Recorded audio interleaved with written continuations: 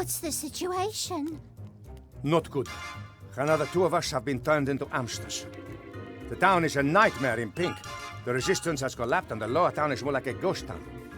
The Van Buren girl is transforming everything that is in her mother's way. There's nothing we can do to stop it. How's our patient doing?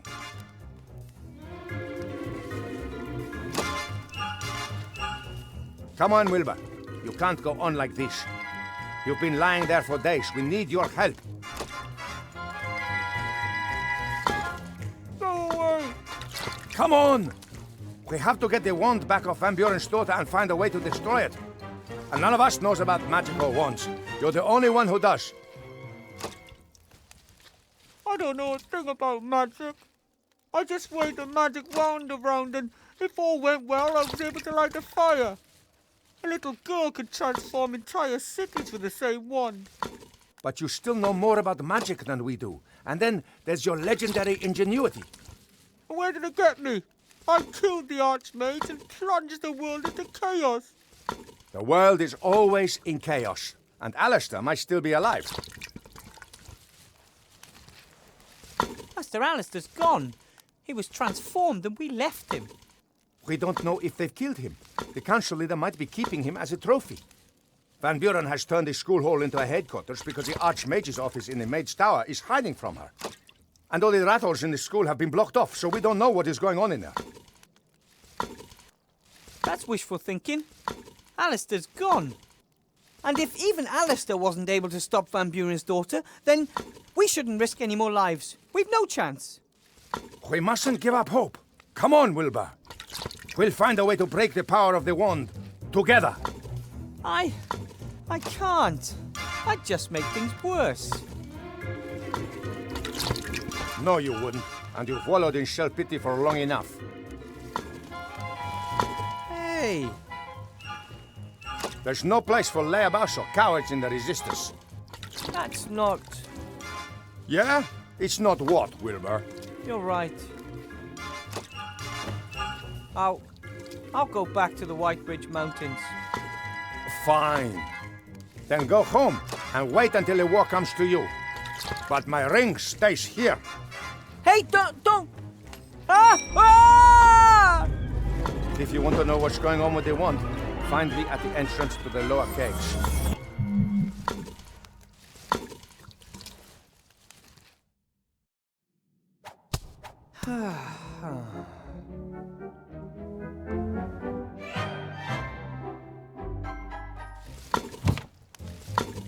The cook hasn't left my side for a moment.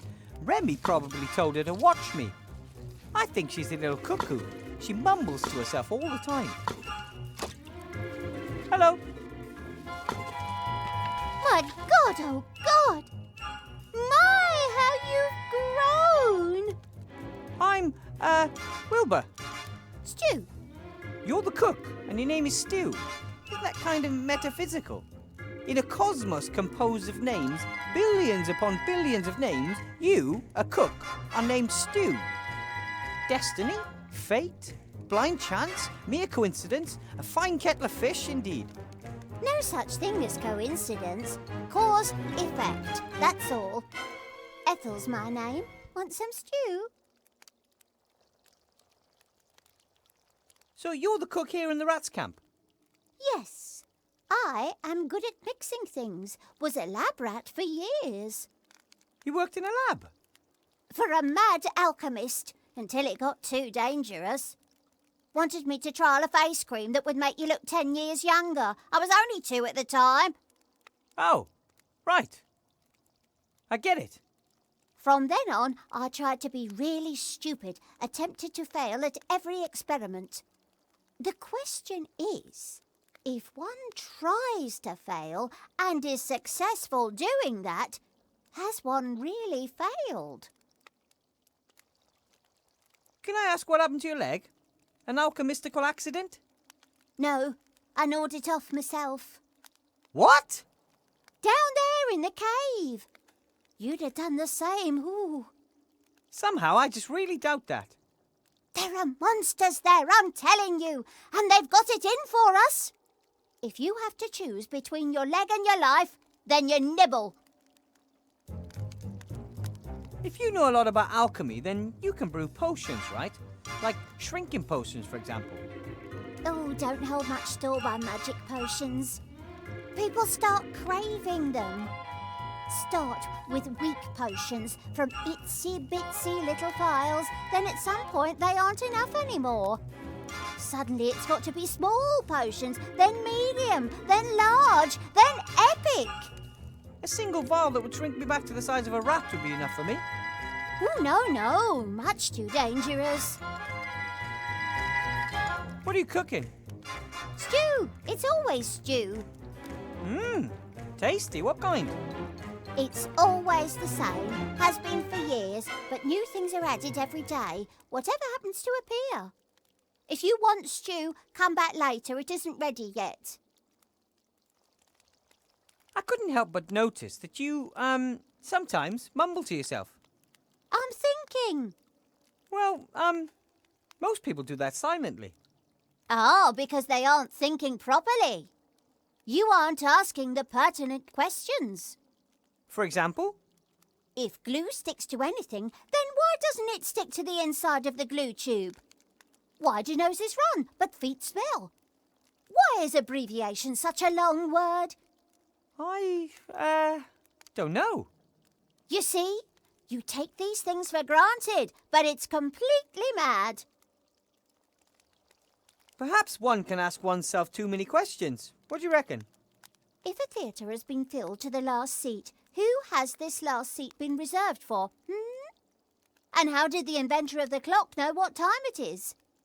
How do you come up with these things? There are unanswered questions all around us, and no one is doing anything about it. If you eat pasta first, then antipasta, have you eaten anything at all? Maybe you shouldn't ask yourself all those questions. Or, at least, not all at once. Oh, it can do your head in. Was on the brink of creating a self-help group, but then I thought, self-help group? Isn't that a contradiction in itself? Yeah, maybe some questions don't need to be answered. But are we not here to answer questions? That's why I love alchemy. It gets to the bottom of life's deepest ones. It was nice to have met you, Ethel. Knew you already. You lay in Timmy's bed for days. Why? It wasn't your fault what happened to the Archmage. You think? Imagine if a few rats were to die because it turned out that, in reality, you couldn't cook. How would you feel? Not good. I'd blame myself. Would feel stupid. But Monsieur de Dumas requests your assistance. You can't leave him in the lurch. I tried to help last time too, and it ended in disaster. Who can say that it won't happen again?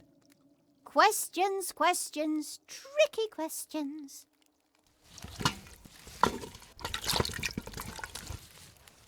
Maybe if I'm very careful... Ouch! If you want something to eat, ask. The crook brought me the water skin on the second day. It was high time too. I was dying of thirst. It's made of rubber. That's pretty unusual. Water skins are usually made from everyday materials, such as animal stomachs and the like. Not something exotic like rubber. When the candle is lit, it doesn't just provide light, it also warms your feet when you're rat-sized and lying in Timmy's bed. I don't think Ethel would be thrilled if I just took the candle. A more or less white tea towel. Ouch! That's mine. Sorry.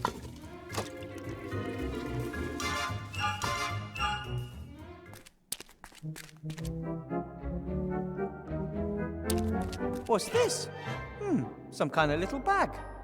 I'll take it with me.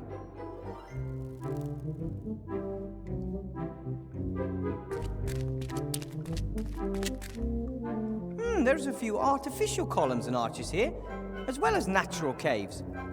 I wouldn't be surprised if there was some mining done here once.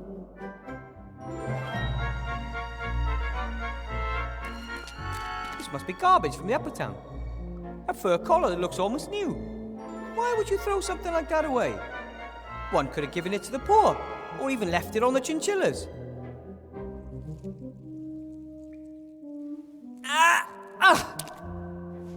That's all I wanted.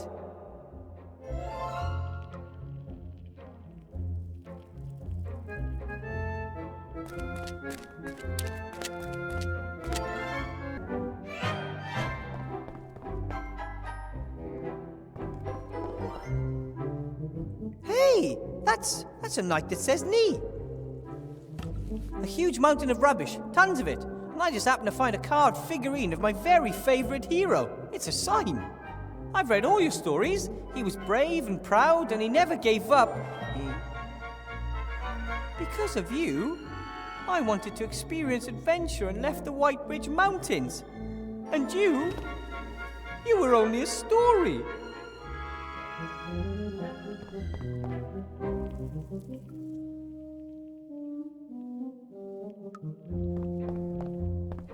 The hole up there is even higher than I thought. I'm going to need more than a folding ladder if I want to reach it. A bell. I guess it's there to get people's attention, which is usually what bells are for. Should I ring it or not? Do I really want the attention of someone up there? But the hole seems to be the only way if I ever want to get out of here.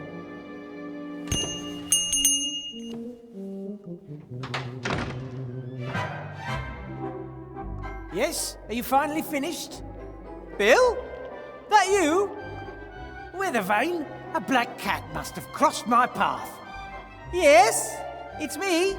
Could you maybe loan me a rope? No way, you're a wanted criminal. There are posters of you up all over. No matter what they say, I didn't kill the Archmage.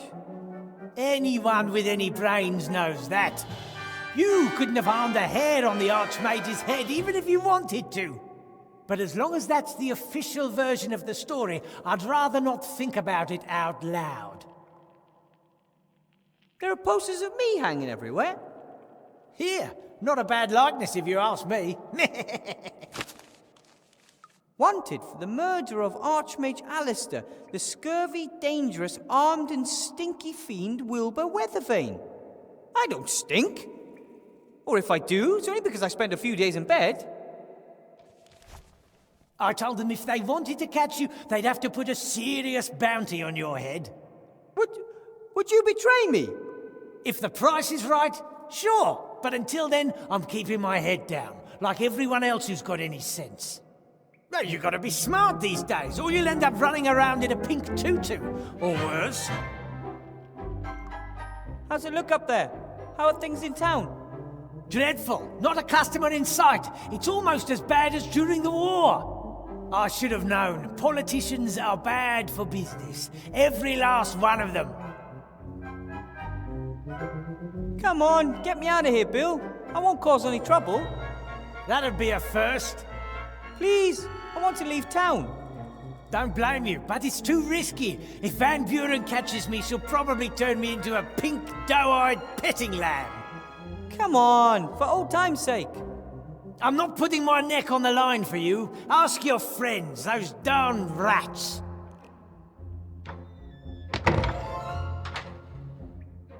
Bill? Bill, are you there? He'll never help me unless there's a juicy profit in it for him.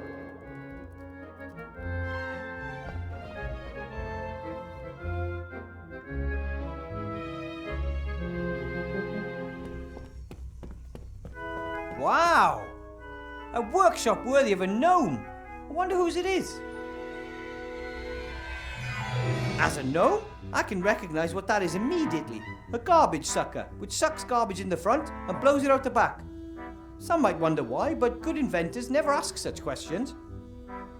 A small box with a switch on it. I will resist. Well, all right. That could be the best machine ever built. Oh, this is a clock cuckoo's nest. They are so rare. They build their nests in human houses and disguise them as clocks. When the homeowners aren't looking, they fly around and steal cookies and other treats.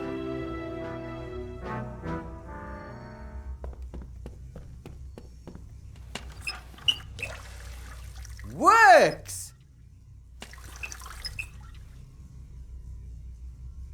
This is the strangest rock I've ever seen. It glitters and it glows a little.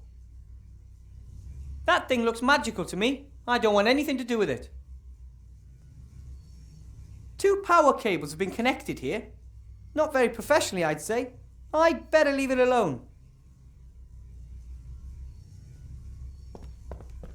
Why build something out of wood when you can build it out of iron? That was one of my granddad's favourite sayings. That philosophy brought me iron toys, iron shoes for the garden, and lucky, my iron horse. Someone took the trouble to cut the boards and I don't need them at the moment.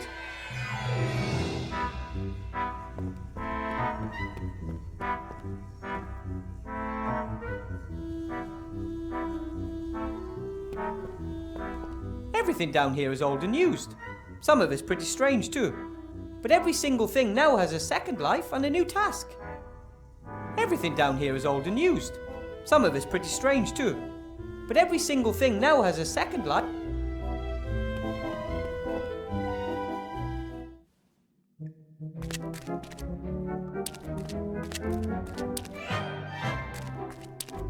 Ah, Wilbur, there you are. Have you changed your mind? No. I just want to get out of here. Highly regrettable. What do you want down there in that dark hole?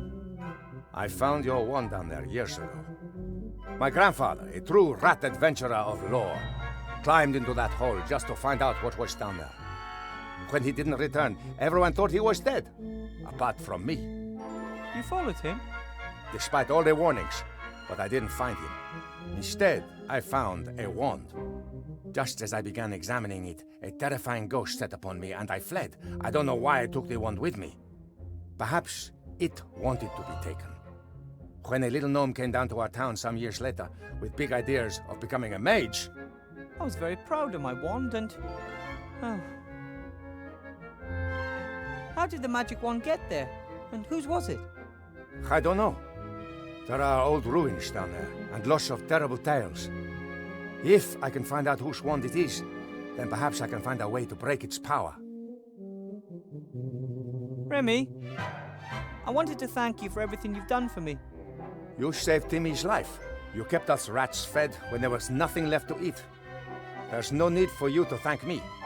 I'd like to help you again, but I can't. You can, but perhaps you need time to remember that. The wand. It began behaving weirdly a few days earlier. I thought I was getting better at magic. I should have paid more attention. And Alistair should have examined it more closely. And I shouldn't have asked you to build a golem. No one is to blame for what happened, or we're all to blame, whichever way you choose to see it. What is important is that we get up and go again. No, it's crucial that we think first. The last time I just carried on, and we know how that ended up. The wand. Something's wrong with it. It's too powerful. How do you mean? Magic is nothing else than focusing the ambient magic around us and then using it. Good mages can also cast minor spells without wands, but most need wands to focus the magic. And particularly powerful ones focus the magic particularly well. Yes, and the most powerful not only focus it, they also amplify it. But up there in the staff room, it was different.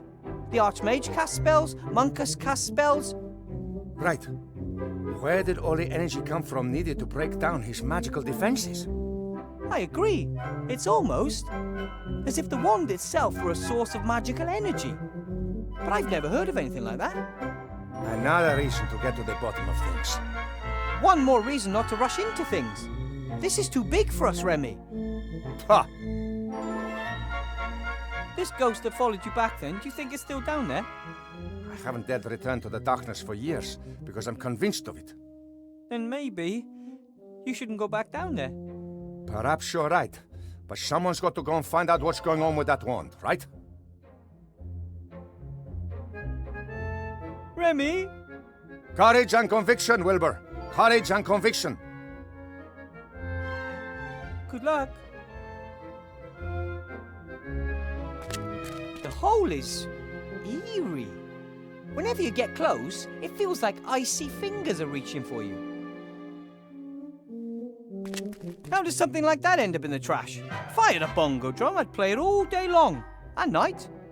And then others would throw it in the trash. Ah, got it. Yeah. Back in the White Ridge Mountains, I had to listen to long lectures by the cellar master about different types of stone and minerals. Can't really claim that I listened all that attentively, but that looks like a coal vein to me.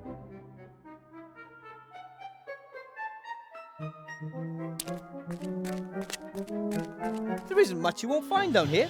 Hamster wheels, for example.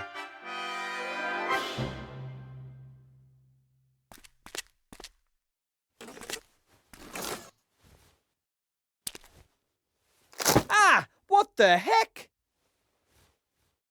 Hey, what's the big idea?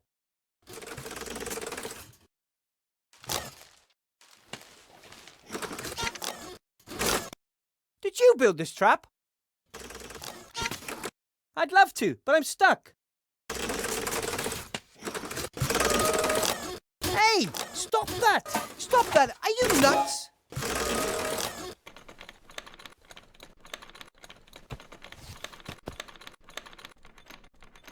An old rope, still in pretty good shape. I can't quite reach.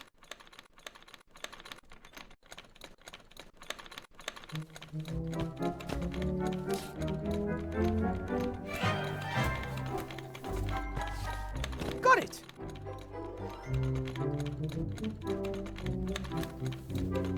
Yep.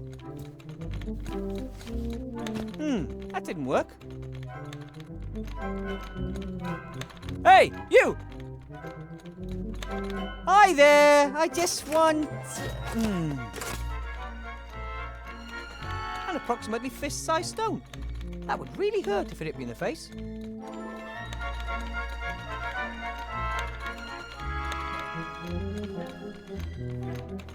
I hope it stays on.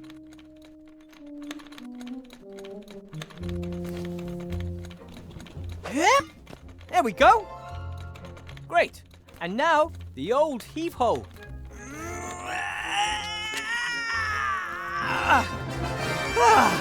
That got it. Hey, wait. I'm not going to hurt you.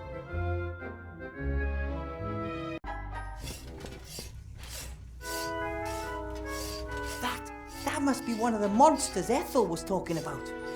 Better if I have a plan on how to overpower it before it notices me.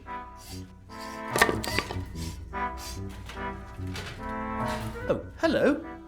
You must be the terrible monster that was destroyed by my son's wonderful trap. Ah! Can't I, for once in my life, have a normal start to a conversation?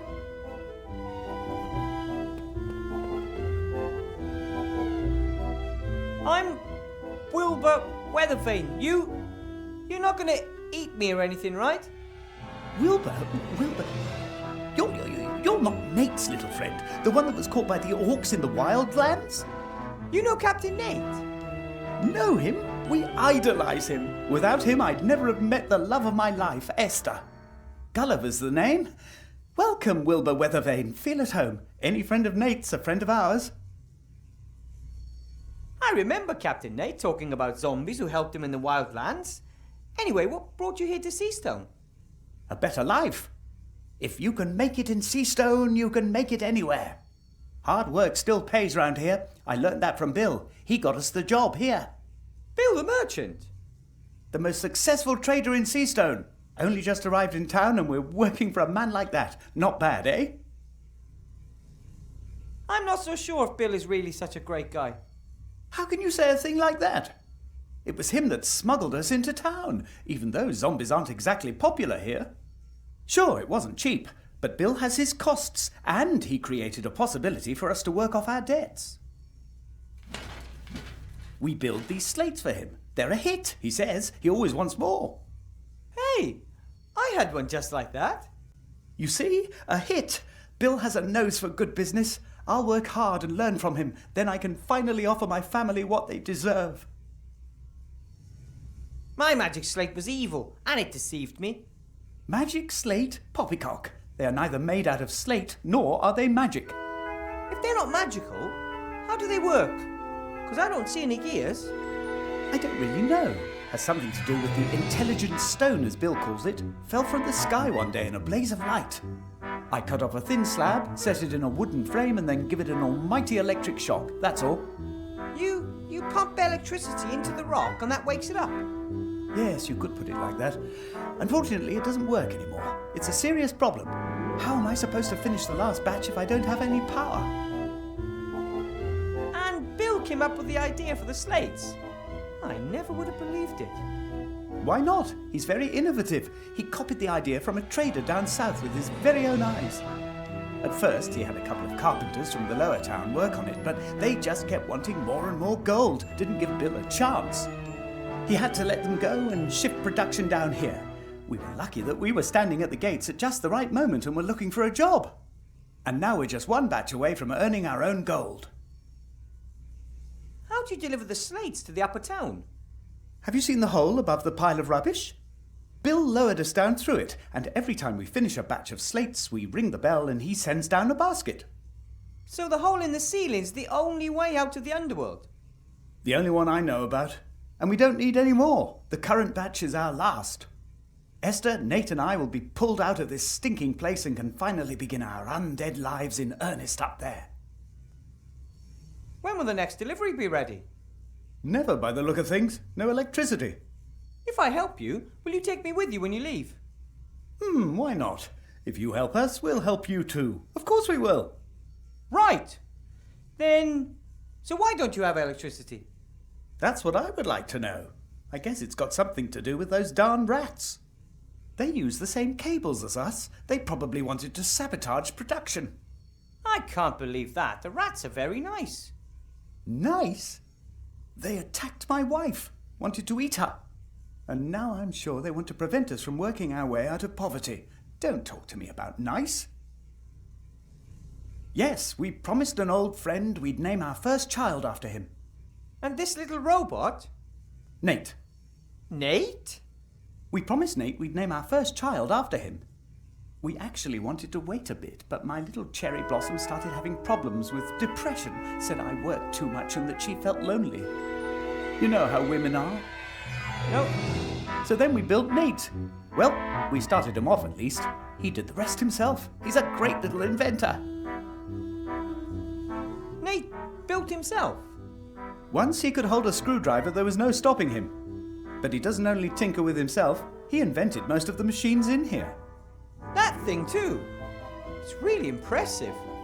What does it do? That?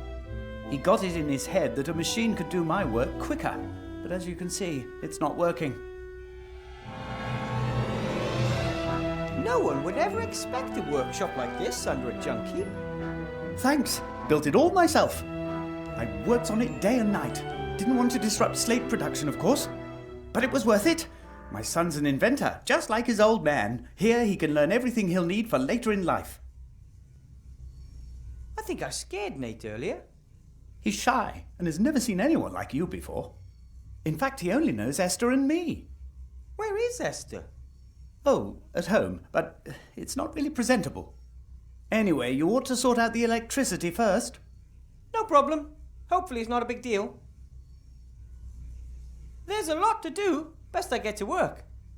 That's the spirit. You only get anywhere in this life through hard work.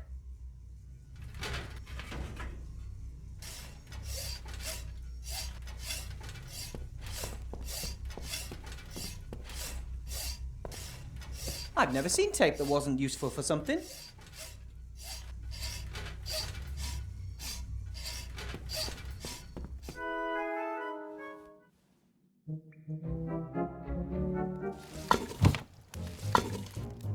Hi, Timmy. Hi.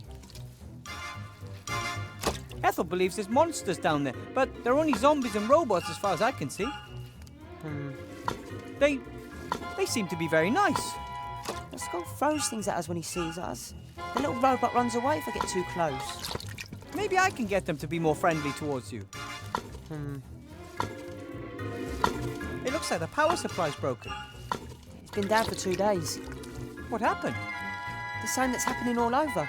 Little Van Buren had some fun. We nicked electricity from the old role-play machine in the inn. And the inn's not there anymore. The inn? Not there anymore? What about Sloth and Blout? They're fine, for now. If they play along nicely and keep their heads down, they might have a chance. Oh, bother. Nothing will happen to Remy. He's the toughest rat I know. He's all alone down there in that terrible hole.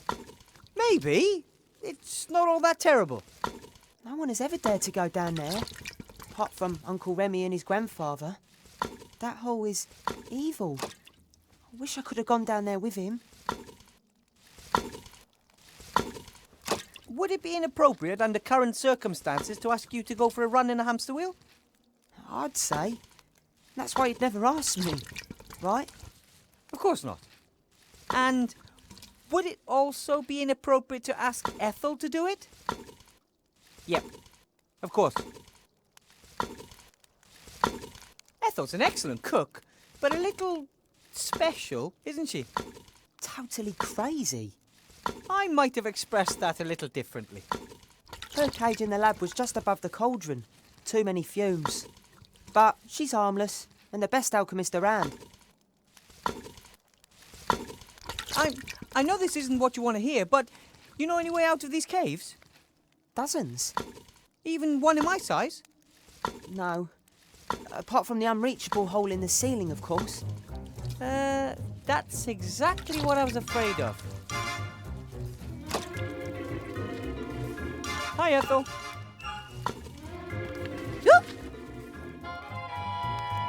Remy's gone.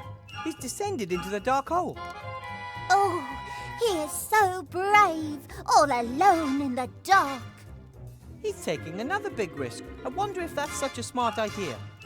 Oh, one of the downsides of risk is that it's risky. Do you know if there's a way out of here? A gnome-sized one, I mean. That big? No. However, Monsieur de Dumas has a shrinking ring. He took it with him. Then he probably wanted you to stay here. He can't understand that maybe I'll feel better after a few weeks at home. Maybe yes, maybe no. He needs a friend by his side. Not maybe, not in a few weeks. Now. Thinks the world of you. All rats do. Then I'm afraid you've picked the wrong guy. Remy should never have locked me up in here. He should have just let me go. Had his reasons, always has. He should know that no matter how complicated it is, sooner or later, I'll find a way out of here. I'm pretty good at this kind of thing. Perhaps that is why.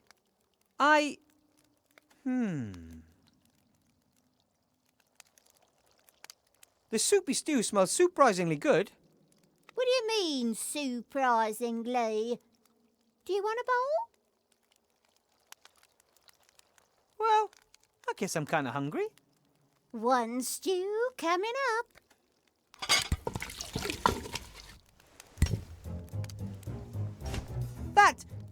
This tastes fantastic. Cooking is like alchemy, just fewer explosions.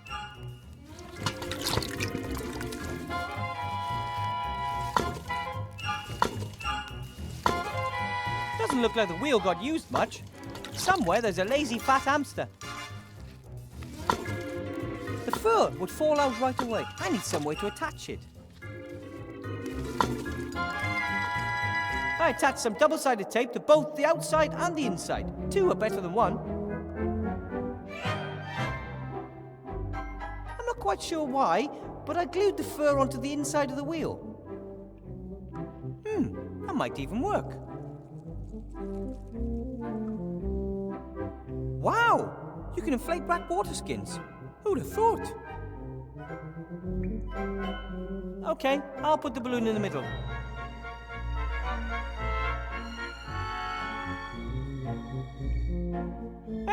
A water wheel? Not bad. But it still needs a few blades. I'll just ask Ethel for a few more portions of stew. Thanks. If I eat another thing, I'll explode. 8 bowls on the hamster wheel. That should do.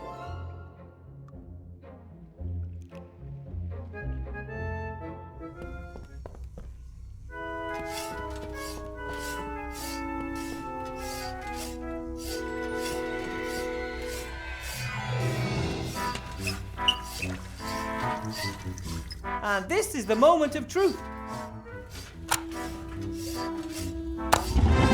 No problem, if you know your way around known physics.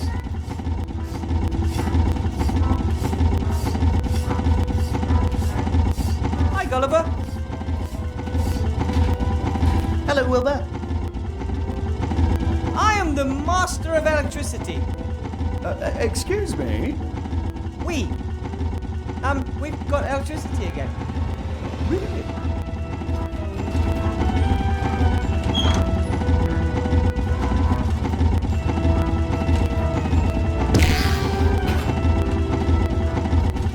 Looking good. We're back in business. As soon as we've solved the other problem, we can finish off the batch. There's another problem? Bill changed his order 2 days ago. The new slates have to be fluffy and pink instead of black. Fluffy and... So what now? According to Bill, it's the law. Esther is already looking for a solution. Please go and ask her how she's getting on. Okay, but once we've solved the problem, can we get out of here? Of course. As soon as we have a solution, the batch will be ready in 2 or 3 weeks. What? If all goes well, I can manage 3 slates a day. 4 if I put in a night shift. A couple are pretty much finished. Bill wants 80. I want out of here, and I don't want to wait another 3 weeks. You can't always get what you want. Perhaps you can help me cutting the rock later. That might save 2 days. But...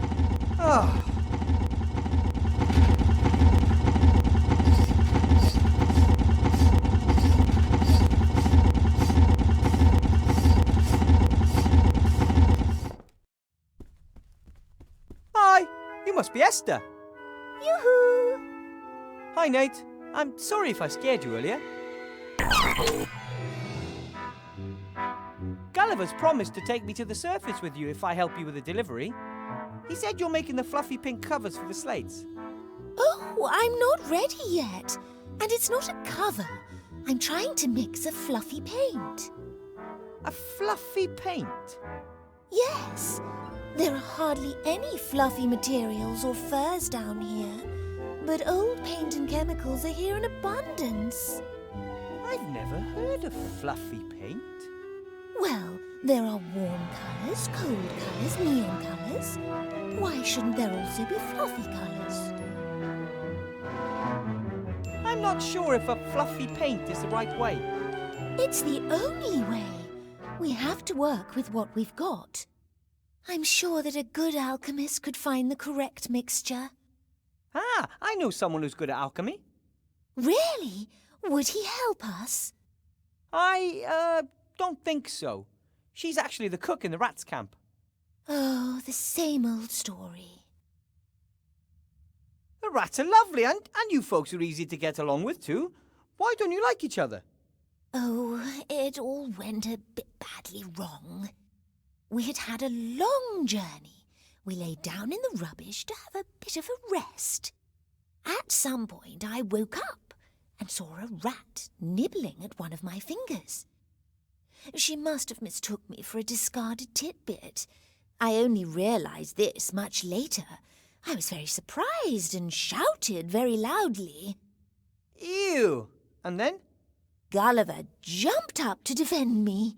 In doing so, he pushed over a heap of junk that buried him as well as the leg of the fleeing rat. Gulliver was shouting wild threats out and trying to free himself from the rubbish. I went over to the little rat to try and help her. She must have took fright. She gnawed off her leg and limped away. That's truly a tragic story. Since then, Gulliver believes all rats have it in for us. He wants to protect me.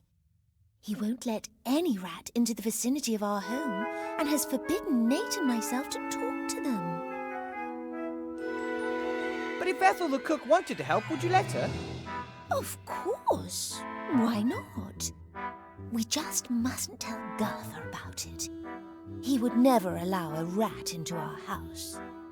That's the smaller of the two problems. The larger is Ethel. Even if you find the right paint, Gulliver thinks it would still take weeks to complete the delivery. It's hard work, and Gulliver is working as quickly as he can. There must be a faster way to build the slates. Nate thinks so too. That's why he built the constructor. Unfortunately, it doesn't work. It would make things go faster.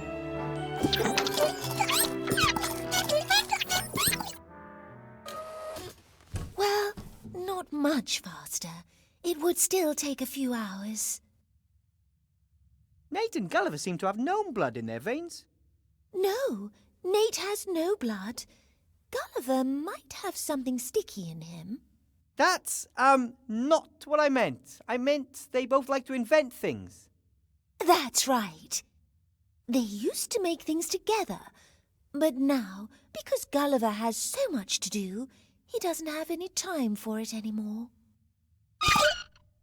I know, but Papa is only working hard so he'll have more time for you later. I think it's great what you've done for yourselves here. The workshop, this cave. We have tried really hard, and it will do for us. A little home for a little family. I think Gulliver sees that differently. Seems to me he's already planning for life in a palace.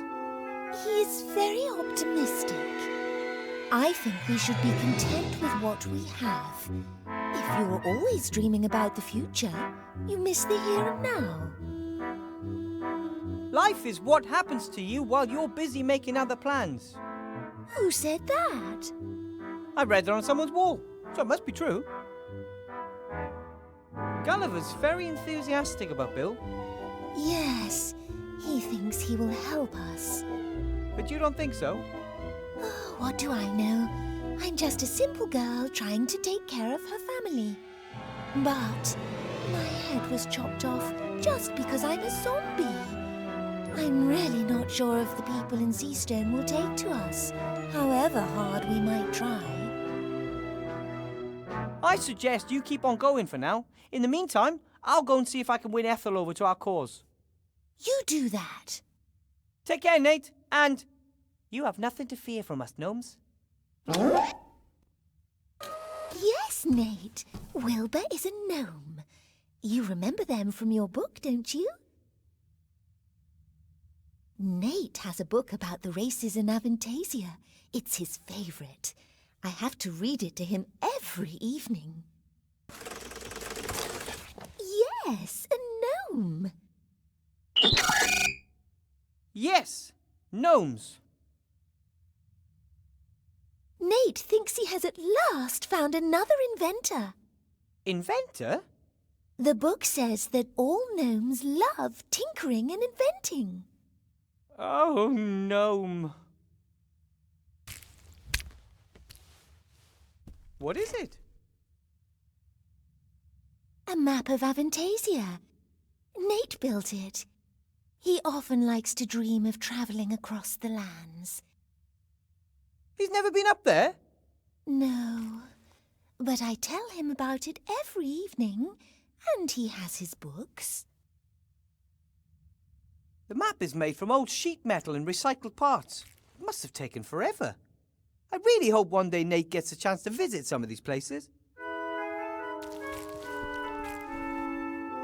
A small socket wrench. Nate must have used it to build the map. I'm sure he won't mind if I borrow it.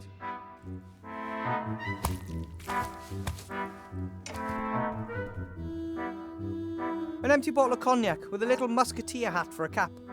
It says, another one for all on the bottle. I don't like alcohol, but the cap's funny.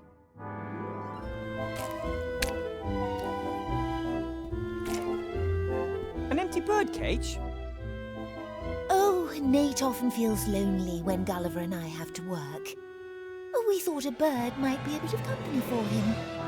I'm making good progress. I've already found a batwing and a few frog eyes. Yeah.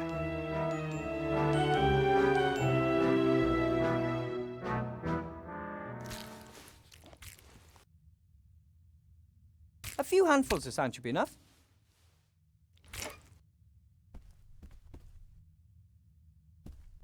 This looks like scales used by some of the merchants in the market. But this one's broken. One of the pans is missing. Do you want me to see if I can find a second pan for the scales, Esther? Oh, don't. Just leave it. I'll mix the colour by eye. You're welcome to take the scales with you if you want. Ooh, might prove useful. Thank you.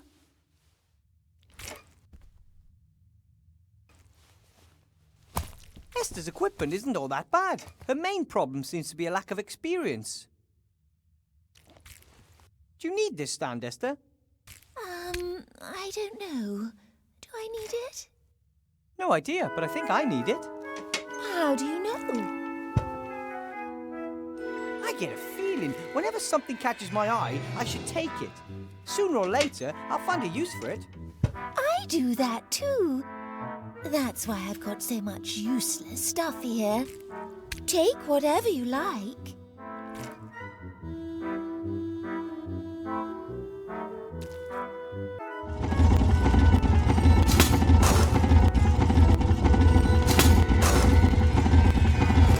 My son said you could help him with his constructor.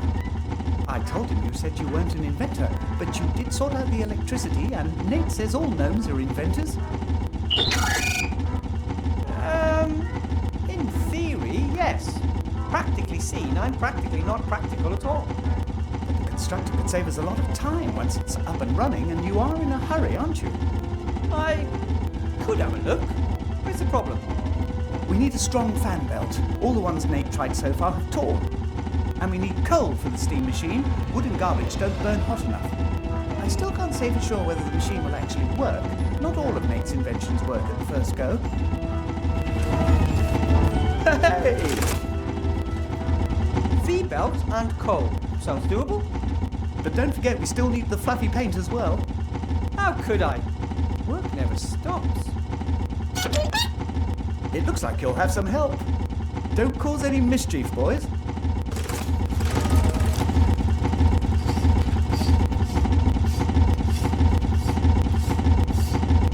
I need some of the intelligent rock.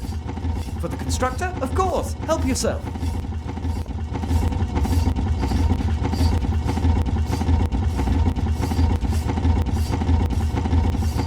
Gulliver, may I please borrow some boards? No problem. I've got more than enough wood to complete the order.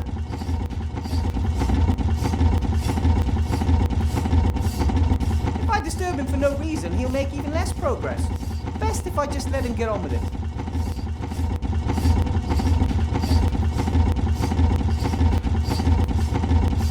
Hey, Nate! I've seen the map you made. Although, you can hardly call it a map, it's almost a miniature world. Yes, all the mountains and forests and cities. And you learned all that from only books and your parents' stories. I can't even imagine what it must be like to never have left this place. Blue sky, green trees, fresh air. You've got so much to see. I'll get you out of here, Nate. I promise. I know what a little ingenuity and ambition can accomplish. I come from a gnome family. But the constructor, this is a truly impressive piece of technology. Yes, if we can get it working, the delivery should be ready in a jiffy. What do we need to get the constructor operational?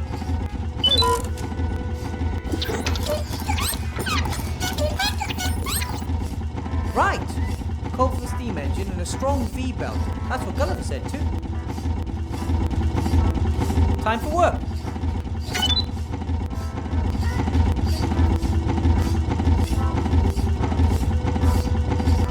The clock isn't ticking. Presumably, it can be wound through the little hexagonal hole in the dial if you have the right key.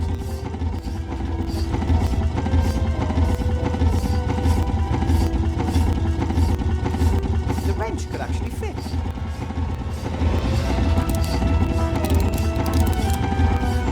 It's worked! It's ticking!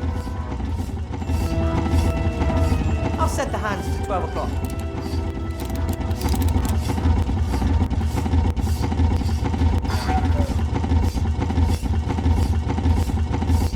The bird really has seen better days. It's losing its feathers.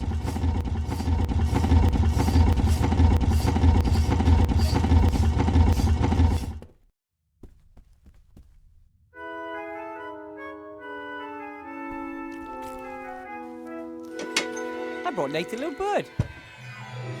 Oh, that's so kind. Now we just need a thunderstorm to bring it to life. You can do that? You don't? At any rate, I'm glad I could help.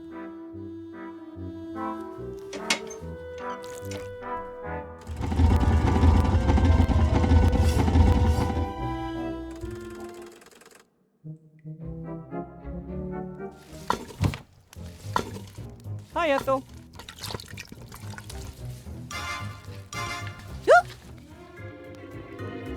I met someone who needs help. Your help, to be exact. Some kind of burning question he needs to ask? I don't have any answers. Only more questions. He is a she, and it's about an alchemy problem. She wants to mix up a, fluffy pink paint. Understood. That's doable. Doable? Then can you show her how to do it? Yes. Monsieur de Demont always said we should help others. Where is she? There might be a little problem. A little problem? What? She's just an itsy-bitsy teeny-weeny little problem. Tinsy tiny little problem? Who is she? That's, secret. You know, mum's the word. All secretive and that. I could tell you, but then I'd have to kill you. Secret? Yes. You have to wear a blindfold and a clothes peg on your nose. Then how am I meant to mix the chemicals? I have to see how they react and smell, whether the correct concentration has been obtained. No, no blindfold, no clothes pegs. She's, vivicationally challenged? Well, you know, I mean, how should I put this? She's, a zombie. You wanted to take me into the monster's cave? They're not monsters. Their names are Gulliver and Esther, and they don't want to hurt you. Well, we should probably stay away from Gulliver at the moment. I'm not doing that. No chance. The zombies want to leave their caves. Isn't that a good reason for you to help them? I'd like the caves to be zombie-free, believe me. But I'm not going anywhere near those monsters. Cost me a leg last time. Whew. Isn't there any way? Well, maybe, when pigs can fly. Monsieur de Moore asks me, of course. I'll do anything for Monsieur de Dumas. He would ask you to help them, for sure. But he hasn't, and he isn't here. Will you help Esther mix up the fluffy paint? Please? No. Well, only if Monsieur de Dumas asks me. Or when pigs fly. Somehow I have to convince Ethel that Remy wants her to help the zombies. Either that, or I need a pig and a pair of really big wings. I have to be going, Ethel. Don't let them get you, my biggin. Timmy? I know you're mad at me, but how about a little more understanding? Imagine finding out that you're not a mage, even though you never wanted to be anything else. Imagine that you're so incompetent that your friends are killed and it's your fault. But we need you here. The resistance is getting weaker, and Van Buren's getting stronger every day. And you're going to abandon us anyway? How am I supposed to help you? I'm not a mage. I'm not a fighter. I'm not a healer. I'm not an engineer. I'm nothing. Even the Archmage was powerless against that wand. What do you think someone like me could do? Could at least try. I could use your help, Timmy.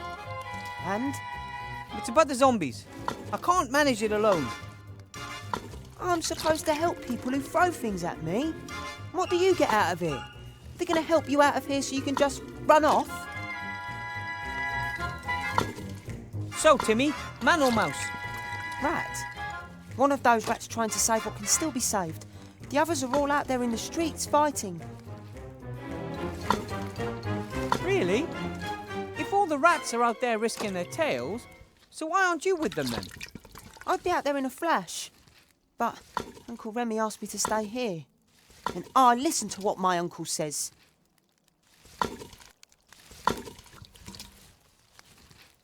You know Bill, the merchant? He smuggled them into the city and lowered them into this hole. Now they have to slave away for him down here to pay off their debt. He's exploiting them. They should just stop working for him.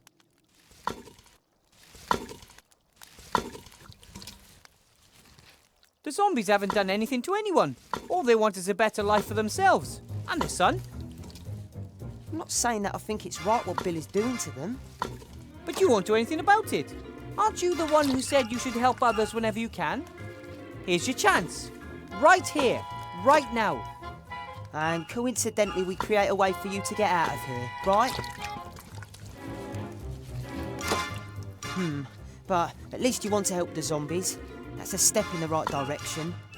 Don't count on me taking any more steps in any direction. That remains to be seen. Friends? Friends. OK, I'll help you in the zombies. And then we'll see.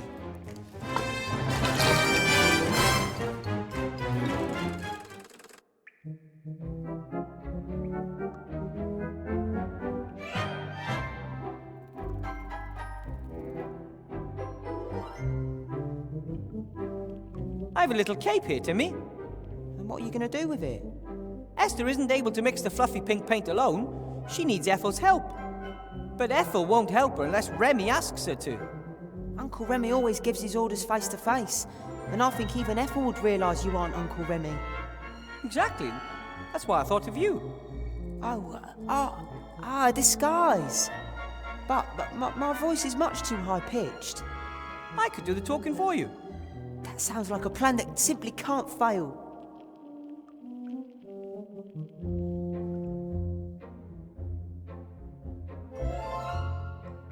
A musketeer hat with a feather. That reminds me of someone.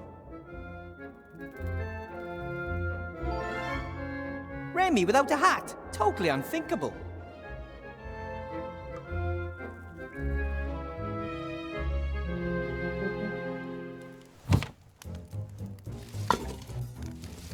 Let's see how good the disguise is. Yeah, sure. Try your luck. Look who's back, Ethel. It's me, Remy. Monsieur de Damas.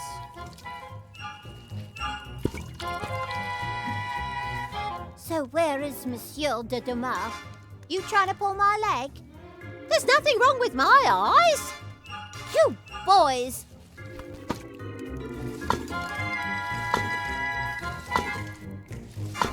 Hey, Timmy, do you think you could bring me that towel?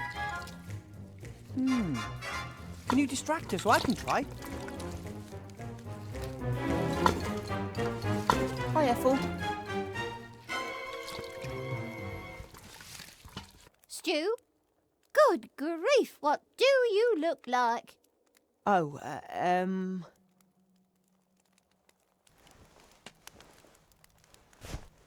Got it! Ethel's tea towel. She uses it to clean her glasses. Aside from a few old stains, it's clean. It was nice talking to you.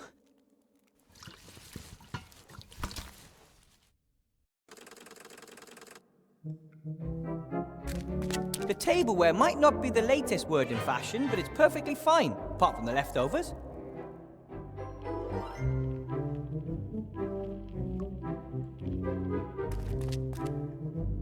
Oh, okay. Ugh! Now the towel's all dirty and greasy, but the dishes still aren't clean.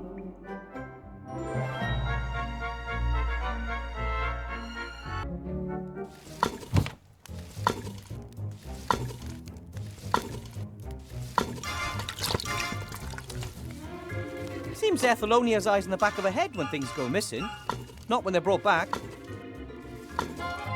Hi, Ethel.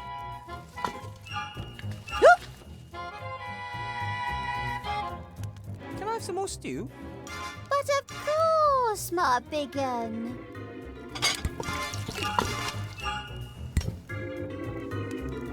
And how's it taste?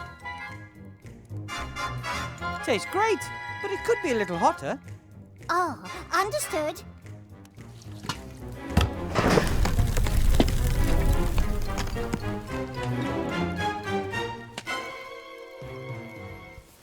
Is something wrong? Sight is getting weaker and weaker. Everything is blurry and unfocused. Oh, we'll have to have a go at some youth potions again.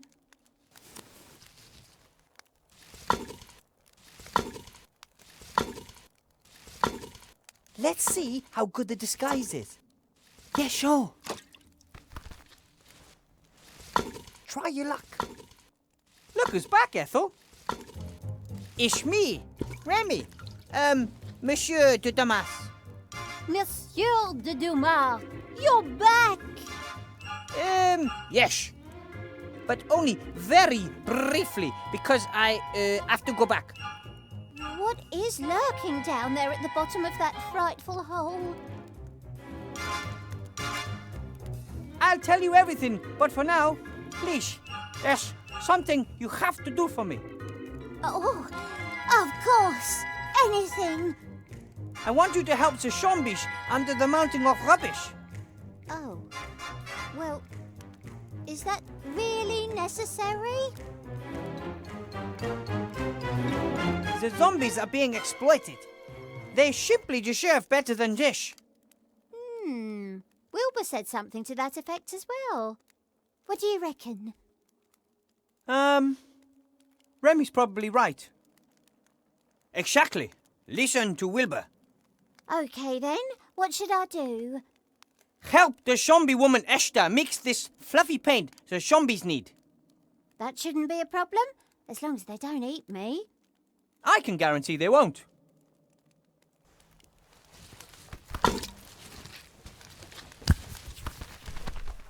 Oh, Timmy, you're here too. Where is Monsieur de Dumas? He's gone back down the shaft again. Shame.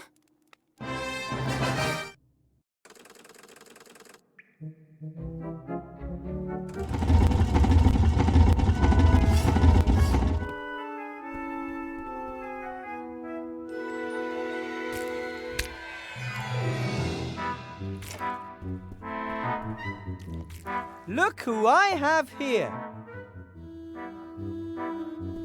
Oh, hello. This is Ethel. Ethel, this is Esther. Oh, hello. I think you've already met. I'm very sorry that my husband and I scared you so much before.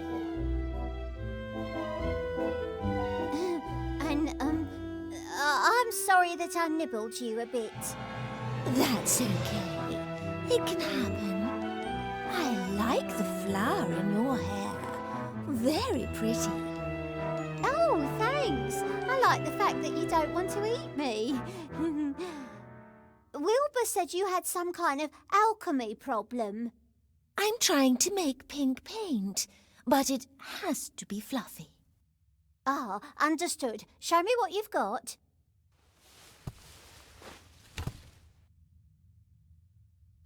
Peace between rats and zombies. That feels pretty good.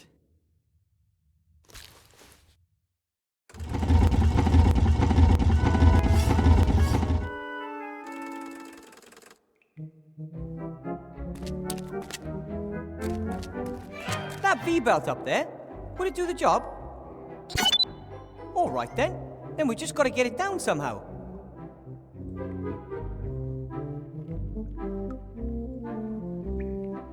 I could easily reach the V-belt with the rope, but I couldn't get it down. It's hanging over some kind of hook. The bit of sewer pipe is so heavy that it's sunk halfway into the ground over the years. Not surprising, really. The ground here isn't stone, it's firmly trodden waste.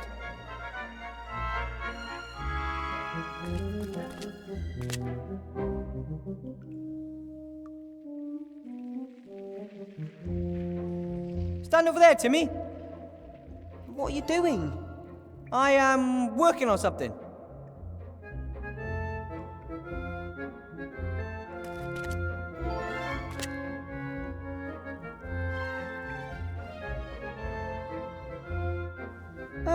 What exactly are you making? Do you remember the bit about the ruler in my classroom? Of course. But what are you trying to get? That V-belt, up there. Do we really need it? Come on! Don't you want to be catapulted through the air and risk life and limb? All right. But give it a bit of va-va-voom.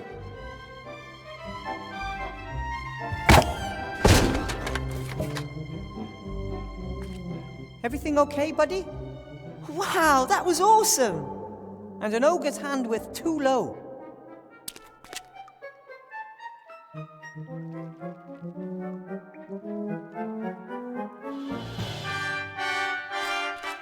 Hey, Nate!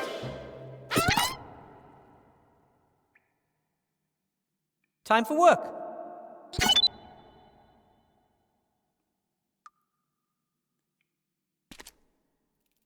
Stand on the seesaw again, Timmy. Sure. Hey, Nate!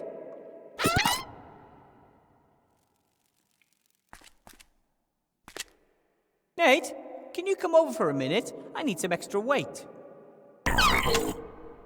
Trust me. Oof, that should do it. Ready, Timmy? More power! Woo woo woo! That's it. Ah! Thanks. Haha! We make a good team.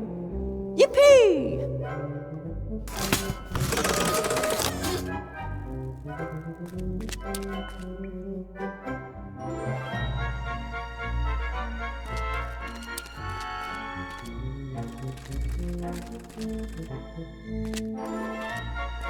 That's more than enough coal to get the steam engine up and running. I just need to get it out of the rock somehow.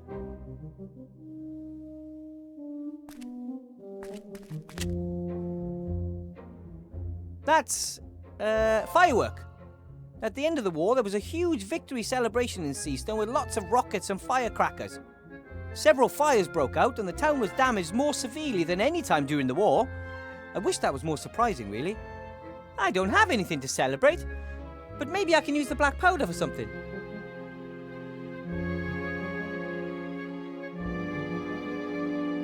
A small pile of black powder, enough for a small bang, nothing more.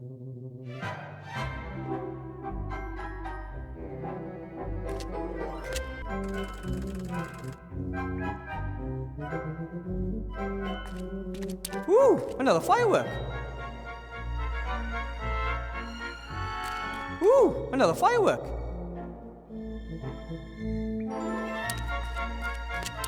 Ooh, another firework.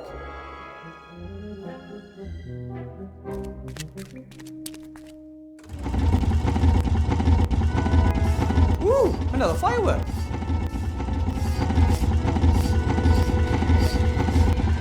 The constructor is supposed to saw both the magic rock and the boards and assemble everything all on its own. Pretty complex task, if you ask me. This monster could speed slate delivery production up so much that we could even finish that last delivery for Bill today. All we have to do is get this machine wound up and rolling. Ooh, another firework.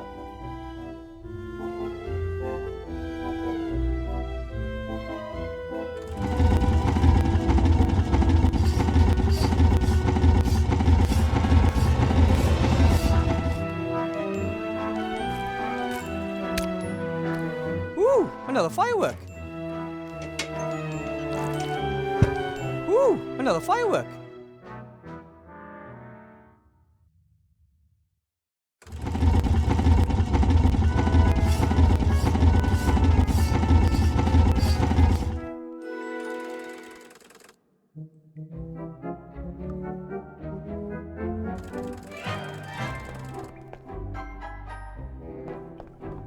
Ooh, another firework.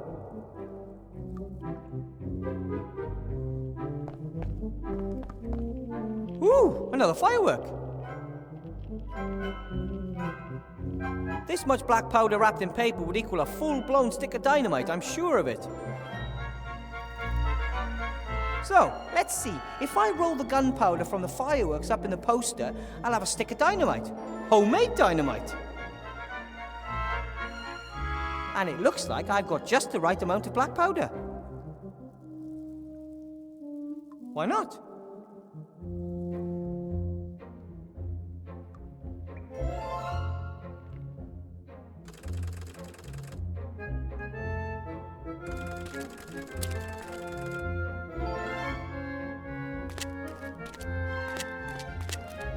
Good. That should work.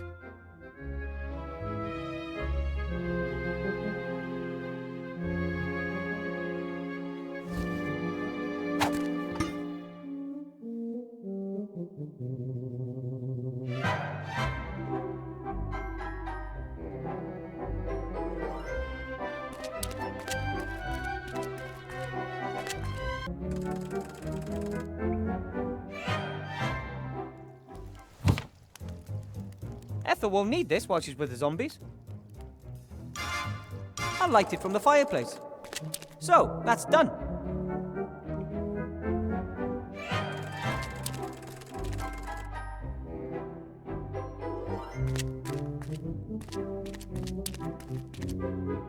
I'll just press the candle onto the crosspiece where the missing pan used to be. So, that should hold. I'll tie the other end off here so it doesn't fall. I'm sure I could use that to pierce a hole in the sack, but then the sand will slowly flow out.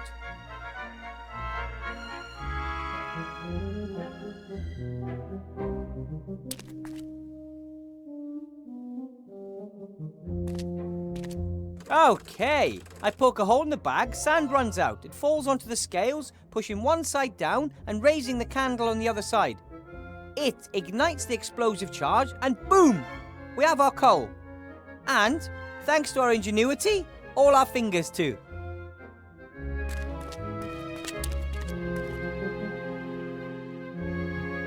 Everyone take cover! Right then.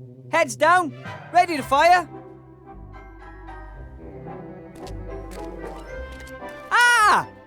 Now! Right now! Now! Now! Any moment now!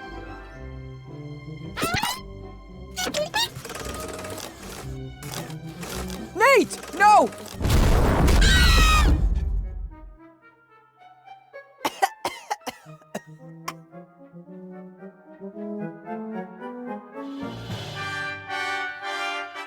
No! No! No! Come on, Nate! Wake up! We've got to do something. You have to repair him. I can't. I'm not an engineer. That doesn't matter. Help him. Wait a minute. Maybe there is a way. Grandad told me about it. The best gnomish engineers pass this technology on to their students. Do it. Now! Work! You stupid thing. Do you have a heavy wrench? That works better.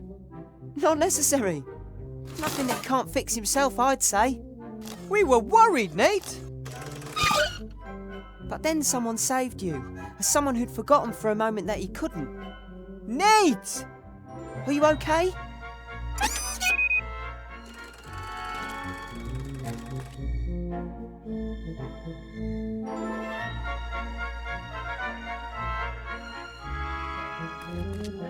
Dwarves believe coal brings happiness. I think it mostly makes for dirty fingers. Okay, guys, let's get the pile to the workshop. No, you're just fine. You can help. Phew! I'll never be a miner, that's for sure.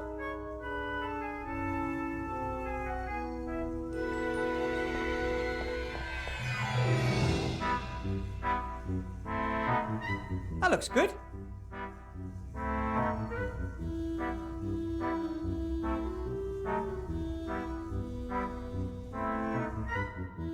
That's that. Now everything should work. The constructor works? We'll only know once we try.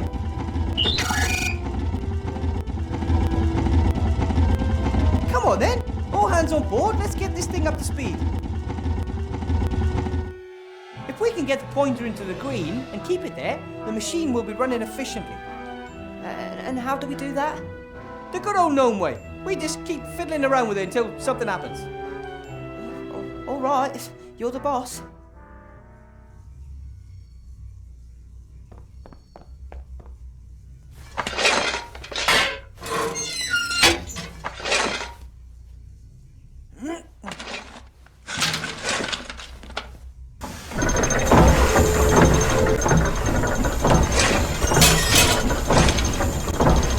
Right, the levers.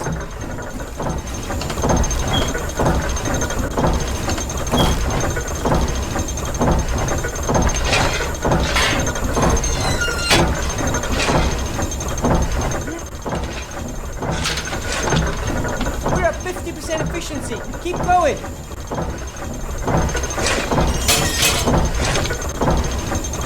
Nate, oil.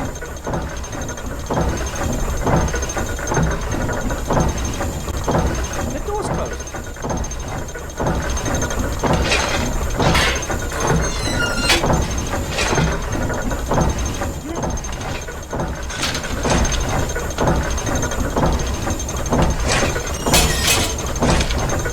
We're in the green.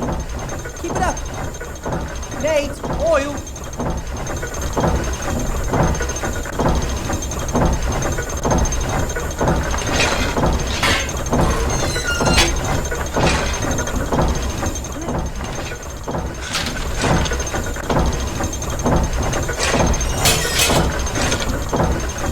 Nate, oil.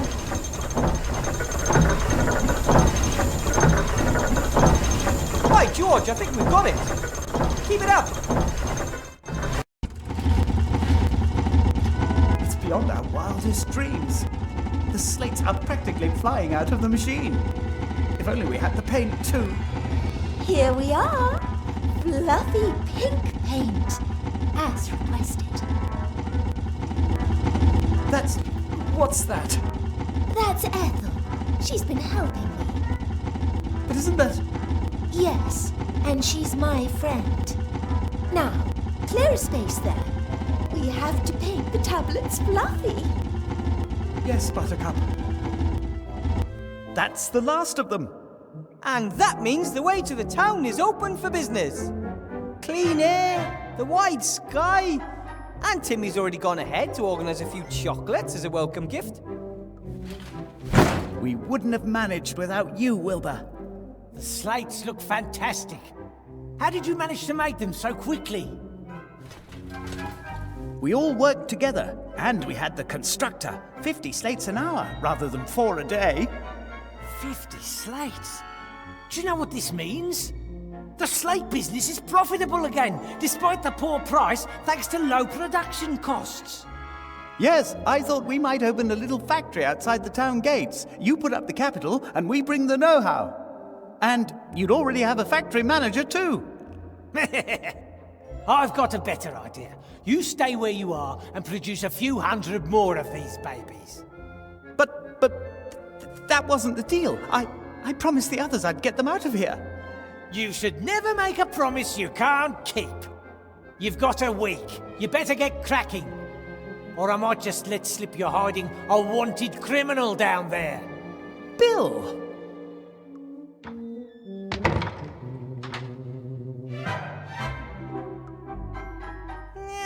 It would have been better not to have mentioned the constructor until we're all up top. He gave me his word. How can someone so rich and successful be so dishonest? People are weird when it comes to gold. What are we going to do? Are we going to spend the rest of our lives amongst the rubbish building things for Bill so he can live a better life? I'm sorry, Gulliver. I really thought he would take us out of here. We need a plan. Only I just don't know where to start. Ivo! Princess Ivo is in town.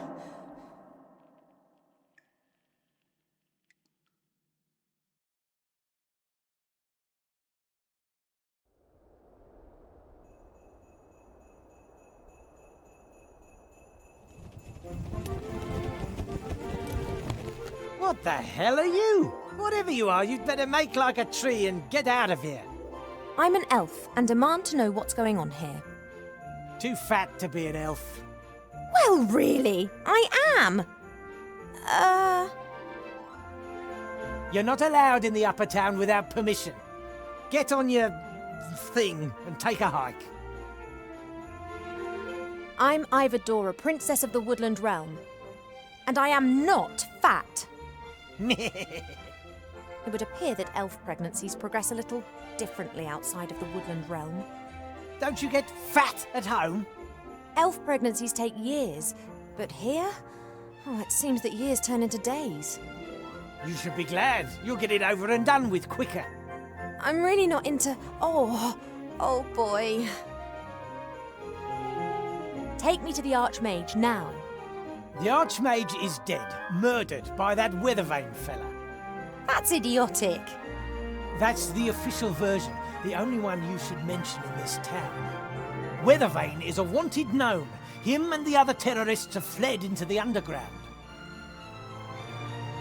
If Alistair is currently indisposed, who's in charge? Merchant Council leader Van Buren. Then take me to her. Ha! Believe me, you don't want to go anywhere near that woman, not to mention her daughter. You think that Wilbur Ветровейн, little Wilbur, is a terrorist? What's size got to do with it? That damn king of thieves is a terrorist. Him and his rats are the heart of the underground. Where are they hiding? I already told you, in the underground.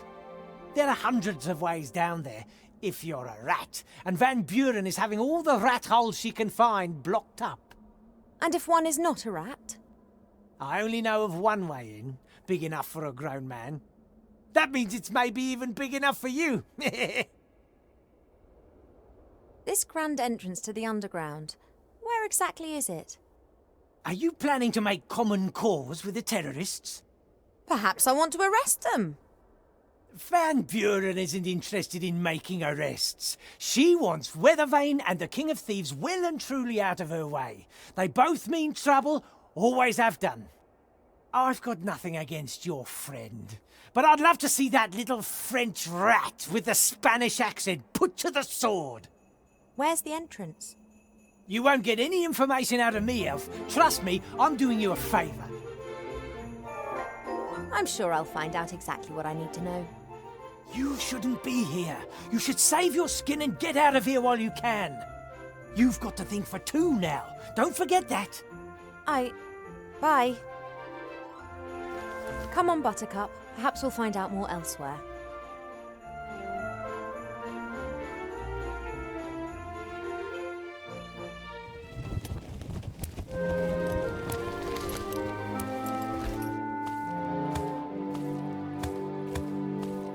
What the hell?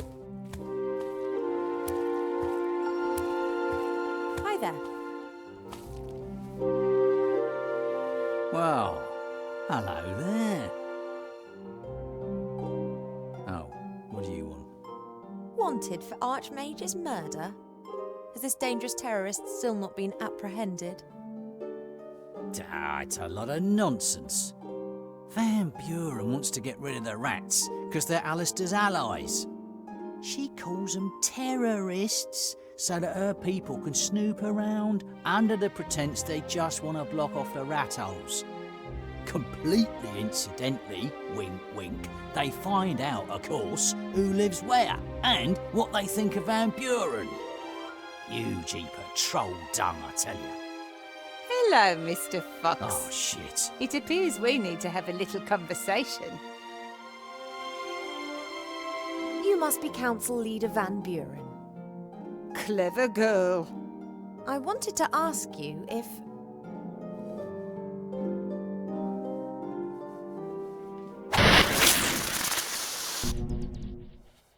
What's all this? Oh, You should take care of what you say, Mr. Fox. Think of the children. Come along, sweetie. Oh, Mama, look! I made him! Isn't he sweet? Oh, well done, darling. That old Jenkins will have learnt his lesson good and proper now. I want him! Sorry, little one. Buttercup belongs to me. The elf is right, sweetie. The hippogriff doesn't belong to us. I made him, Mama! He's mine! But, sweetie! Mine! Oh, of course. Then, you take him with you.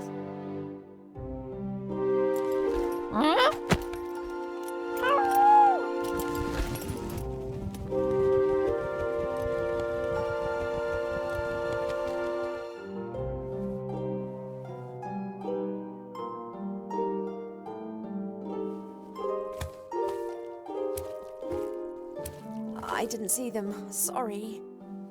it wasn't your fault. My carelessness. Ow.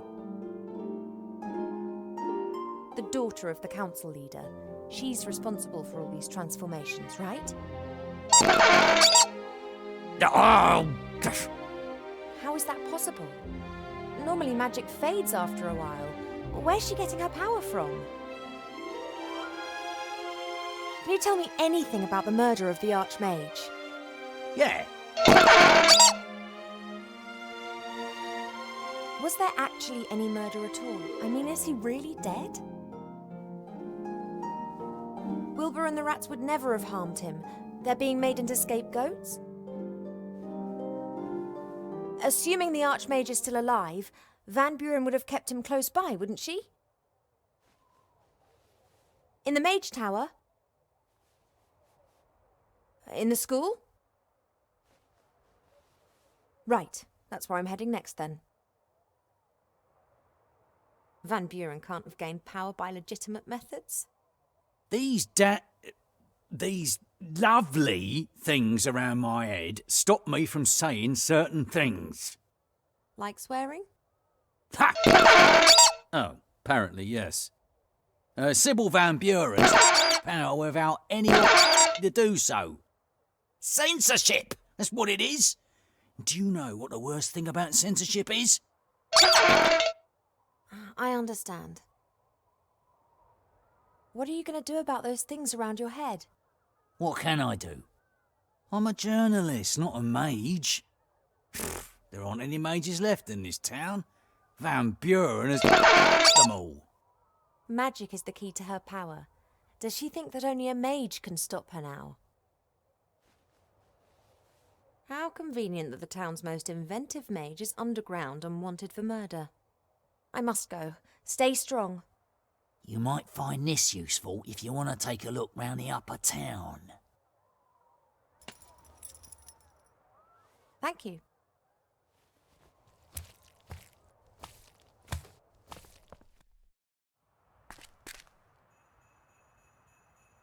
A merchant stall. Maybe it belongs to one of those delightful fellows up there on the wall.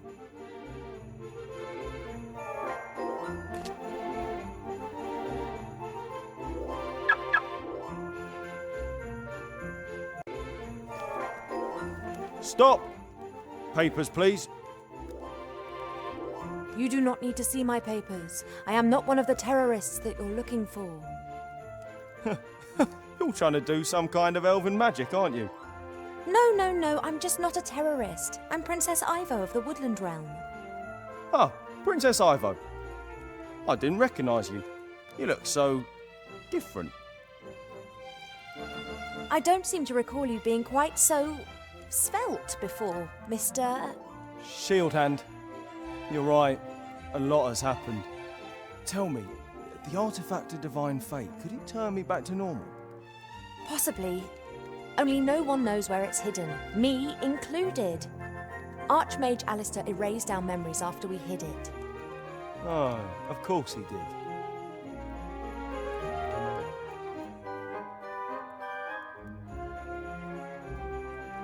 The Honourable Council Leader Van Buren is cleaning up the town. Seastone is to become a beautiful and peaceful town. Rules must be applied. And the townspeople have agreed to this? Well, strictly speaking, there wasn't an election. The council leader was the only candidate left after the brutal murder of the Archmage. An election would have just been a waste of taxpayers' money, wouldn't it? I have an appointment with Council Leader Van Buren. Take me to her. Are you sure? I mean, she didn't tell me. Does the Council Leader normally discuss her diary with the town guard? No, but... I'm here on an official visit. My mother, the Queen, has sent me to pay the Council Leader Van Buren a courtesy call. Is there a problem? Of course not, Your Highness. This way, please. Thank you. That'll be all. But... Council Leader Van Buren. What now? Oh, you. Why are you bringing the elf in here, Shieldhand? The elf is Princess Ivo of the Woodland Realm. I'm here on official business by order of my mother, the Queen. Princess Ivo? What an honour! How can I be of service to you? I can see that you've redecorated in here too. Pretty. I can't believe that the Queen of the Woodland Realm has sent you to pick up interior design tips from me. No, it isn't like that. I'm just amazed that the inhabitants of the town didn't raise any objections to the new... style. Princess Ivo, how can I be of service to your mother? We received the sad news about the death of the Archmage. Yes, terrible business. Almost unbelievable. A powerful mage like Alistair simply murdered, just like that. The rats and that Ветровейн, they tricked him, my dear. But don't you worry, we're hunting them down. We're having every rat hole in the town sealed up. I know Uilbur Ветровейн and Remy de Dumas. We're friends. What are you saying? Friends? With terrorists?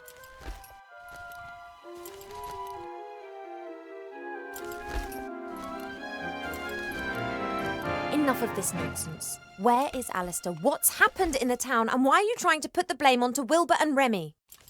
I was present when Ветровейн murdered the Archmage. I saw it with my own eyes. Are you saying that I'm a liar? I'm the Queen's daughter on a diplomatic mission and I'm trying to make an assessment of the situation. Do you know how difficult it is to get hold of a fully trained hippogriff? It cost me a pot of gold. I will happily supply you with an IOU. Is that all? The last time I was here, the town was full of people. Yes, we have cleaned up. That encampment in front of the gates was unworthy of the town. I agree, but where are the refugees? Gone. And that's why the citizens of this town can live a decent, orderly life now. A decent, orderly life according to your standards? According to the right standards. There's no crime in Seastone anymore. No beggars. No one breaking the rules. How can I leave the rest of the world to remain in a state of chaos, disorder and brutality? You can't impose your ideas onto all humankind. They have to follow you of their own free will, or not, as the case may be. That was how things used to be done, but now there are ways and means of ruling more efficiently. If that's your attitude, then I've heard enough. Goodbye. Wait! You're not about to go and fetch a certain artefact, are you, by any chance?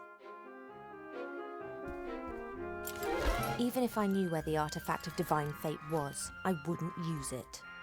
Oh, Alistair's girl. But you must see that I can't take any risks. Shieldhand, put her in jail. What? But Lady Van Buren, she's an envoy of the Queen and her daughter. I will pay a visit to the Woodland Realm and explain from Queen to Queen. From democratically elected leader to Queen.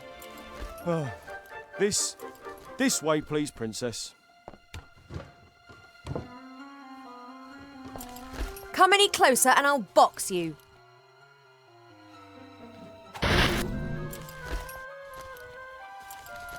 What a lovely dice. Did you make it? Yes, I can make anything! Really? And you think of all these lovely things by yourself? Uh-huh, a few are in my book too. Oh, the Frog King. Ah, that story was always a favourite of mine. Mine too. Here, have a nice play with your dice. The Frog King, eh? Get her out of here! Please, come with me. At least you'll be safe in jail.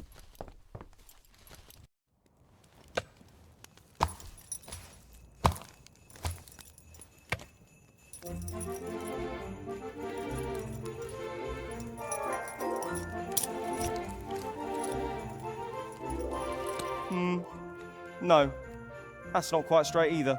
Try again. The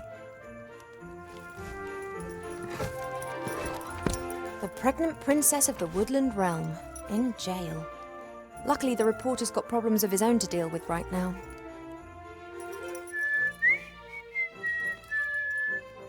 Hey, psst, you there.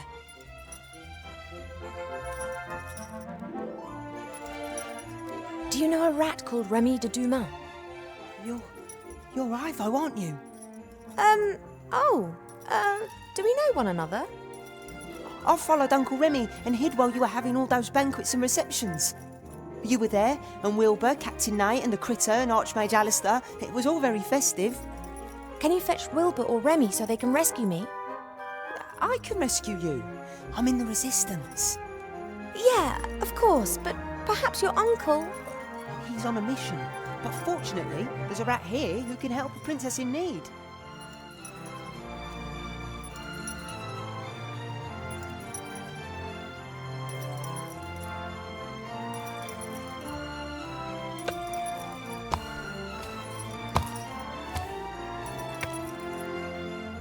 How much longer is this gonna go on?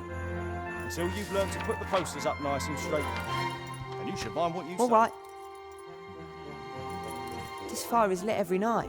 Mr. Shieldhand used to enjoy grilling sausages on it. But all that stopped since he lost one of his dimensions. I wonder what he does when it rains. A couple of bits of charred wood have fallen through the grill. I'll take one. No, that's not quite straight either. Try again.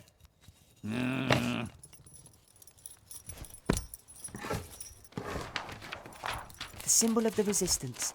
That should be hanging up all over town.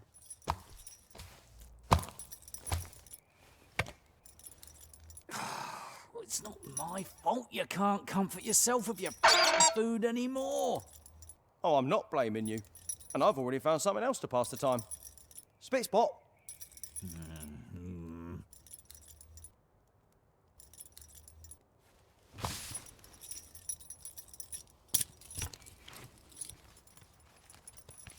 Time to turn Mr. No. Shieldhand into an advertising quite straight figurehead either. for the Try again. Resistance.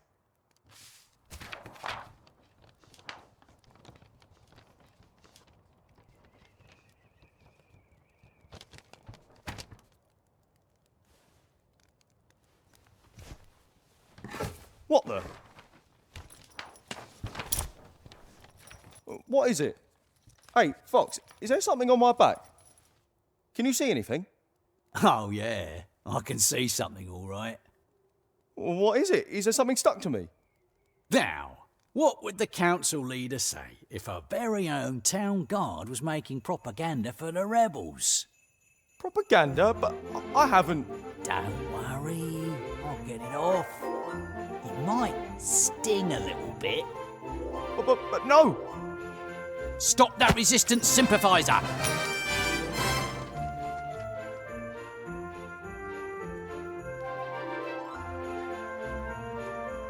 There are 3 keys on the town guard's key ring. One of them should be for the door to the guardhouse, the others for the cells.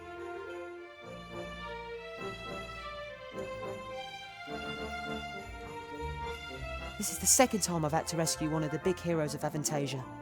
Timmy Mousevich, hero rescuer. Ivo, I've got the key. Really? Well done. Can you reach it? No, but I've got a blanket in here which I can rip into strips.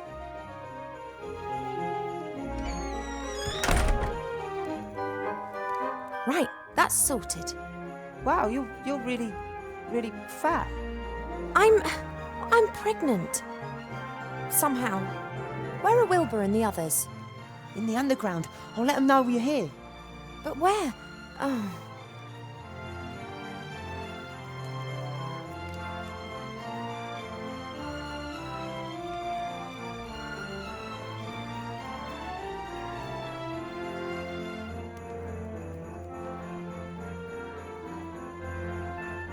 Presumably all these goods were delivered, or at least ordered, before Van Buren assumed power.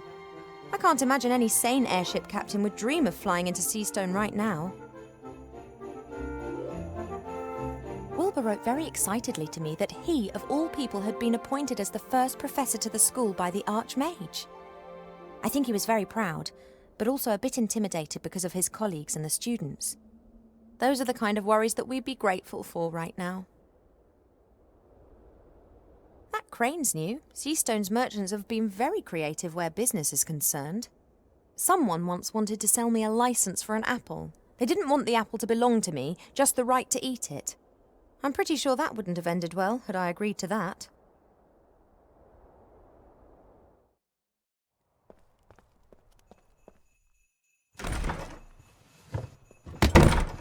Huh? Oh, it's you. Working late, are we? A merchant's work is never done. Now, if you don't mind, I'm off on holiday. Who takes care of business when you go on holiday? We don't get many walk-in customers nowadays. We concentrate primarily on production. But when I get back, I'm going to talk to the council leader about opening up new markets. And these are tribbles that you're selling? Fresh off the press, so to speak. The management's efforts have optimized production decisively. Then one just needs to find someone who wants something like that. I'm working on that. In my opinion, every school kid in the land needs a magic slate like this. I'm going to speak to the council leader of the merchants about that. What did you say? Where's the entrance to the underground? I didn't say anything, and you've got no business down there. And where exactly have those fluffy things been manufactured? Not in the underground. And this privy doesn't lead there? No. Then may I use it? Or is the flush not working? I don't know anything about any underground. I just want to earn an honest crust. Why does everyone seem to have a problem with that? I'm taking these ghastly things to the school, then I'm out of here.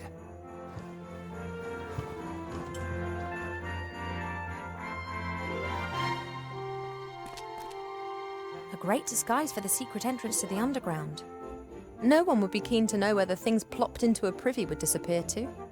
And the merchant was in such a fluster that he forgot the padlock. Hello? Anybody there? Ivo! Is that you? Wilbur? What on earth have you been up to? Well, you see, it's like this. And then Timmy came and said you were in town. And then you called out, Wilbur! And I... Thanks, I'm fully informed now. It's a pretty long story. Yeah, but exciting too, right? And sometimes funny and a bit sad and... What's the next step? How are we going to change the Archmage back?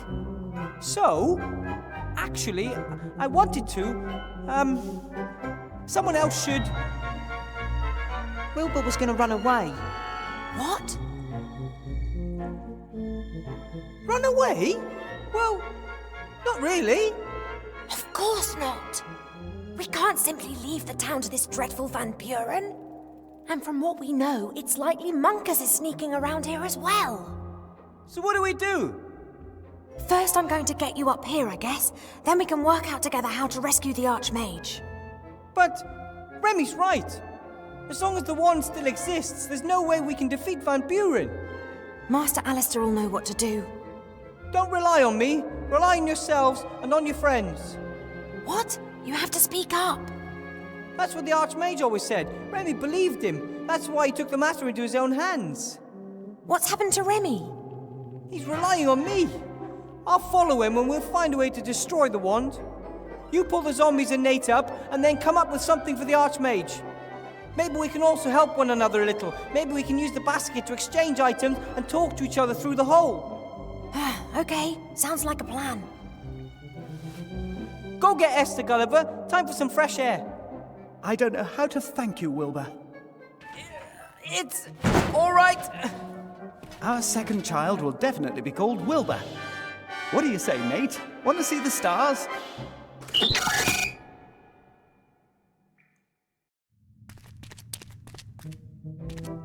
You wait here, Timmy. But I can help. You sure can. If you hear terrified screams coming from the hole, then think of something. You are going to find Uncle Remy, aren't you? Of course. The rope has served me well twice already. Maybe it'll hold up for a third time, too.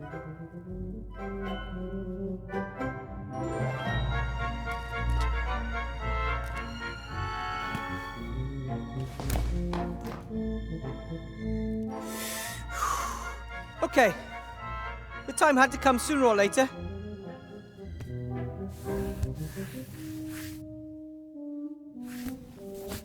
Ah! Oh, hello? Another one. For years no one visits, and now all this activity. I have something to do up top. See you later. The ugly dwarf turned and made to leave that sinister place. Hey, I'm not a dwarf, I'm a gnome.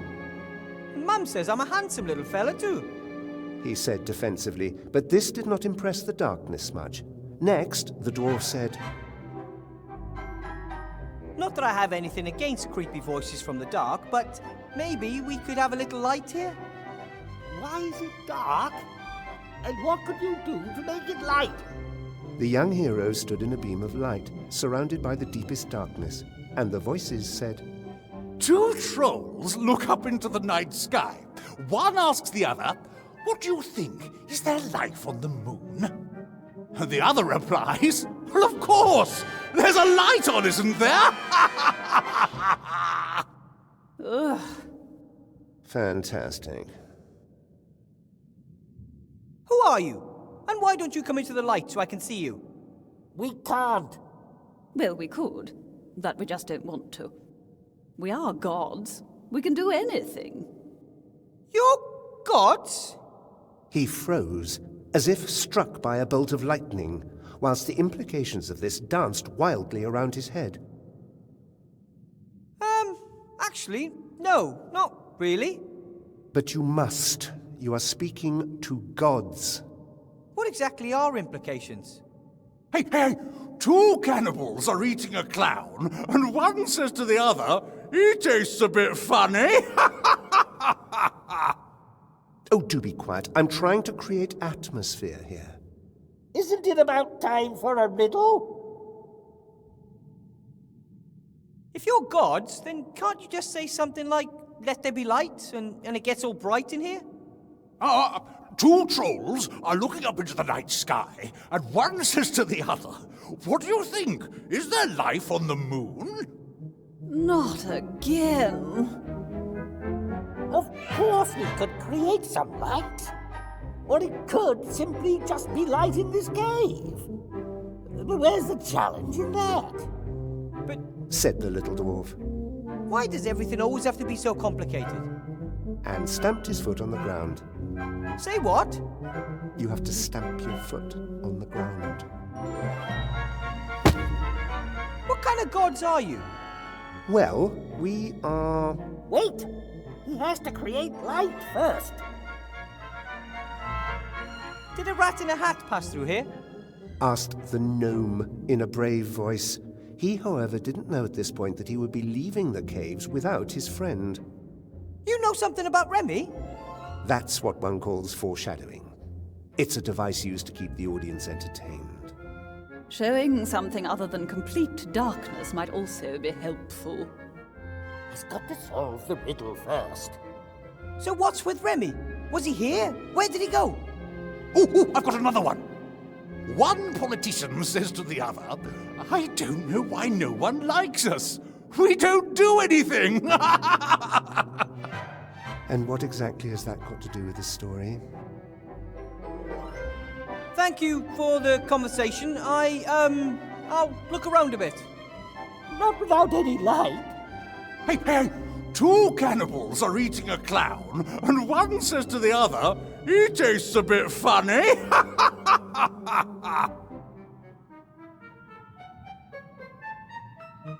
Haha. So, till next time. You scared him away. He likes my jokes. All three of them?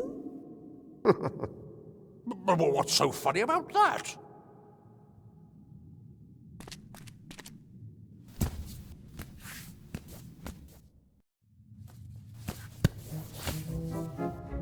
Up's even worse than down. Wilbur, have you found Uncle Remy? Not yet, but I'm working on it.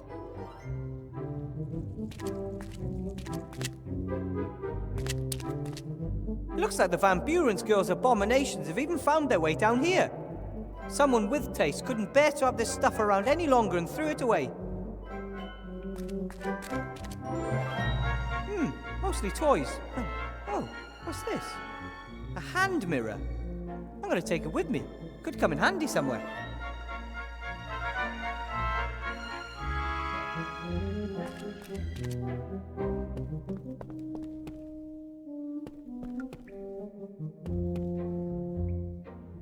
Ivo?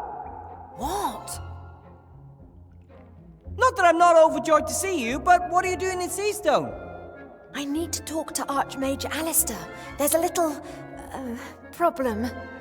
Unless it's about catching flies with your tongue, he's not going to be any help to you at the moment. Well, the problem can wait. I hope. Monkus has completely disappeared since the fight in the staff room. Do you think he's still in town? Yes, I fear so. Like flies to Arbor's pot, dark sorcerers are attracted to power. A little girl with seemingly unlimited magic. He'll try anything to exploit that. And he can transform himself into anyone. Be careful about whom you trust up there. Who says he's up here? He could be down there with you. We must both keep our eyes peeled. Remy said that much of the city's been transformed. Is it really that bad? Some buildings have been badly affected, but nothing that couldn't be fixed with a few flaming torches. What's worse is that some people have also been transformed, and no one dares to say what they think anymore. That is terrible! Van Buren's intoxicated by power, worse than Joffrey. She's insane, she's going to ruin our world, and she has the means to do it. Luckily you're here, Ivo. We'll stop them. Wouldn't be the first time. Where's the council leader? Whatever you do, don't let her catch you. It's okay. She's on her way to the Elf Burrow. She wants to pay my mother a visit. Doesn't that worry you? Nah, she'll get nowhere in the Elf Burrow.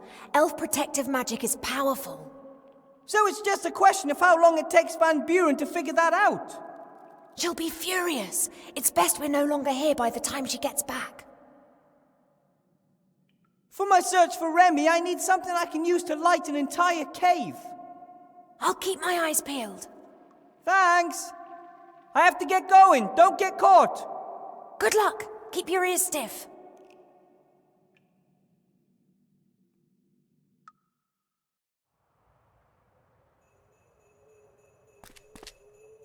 I get the impression they would go through thick and thin together. They simply belong together. I'm really envious of that. Hi, you two. Oh, hello.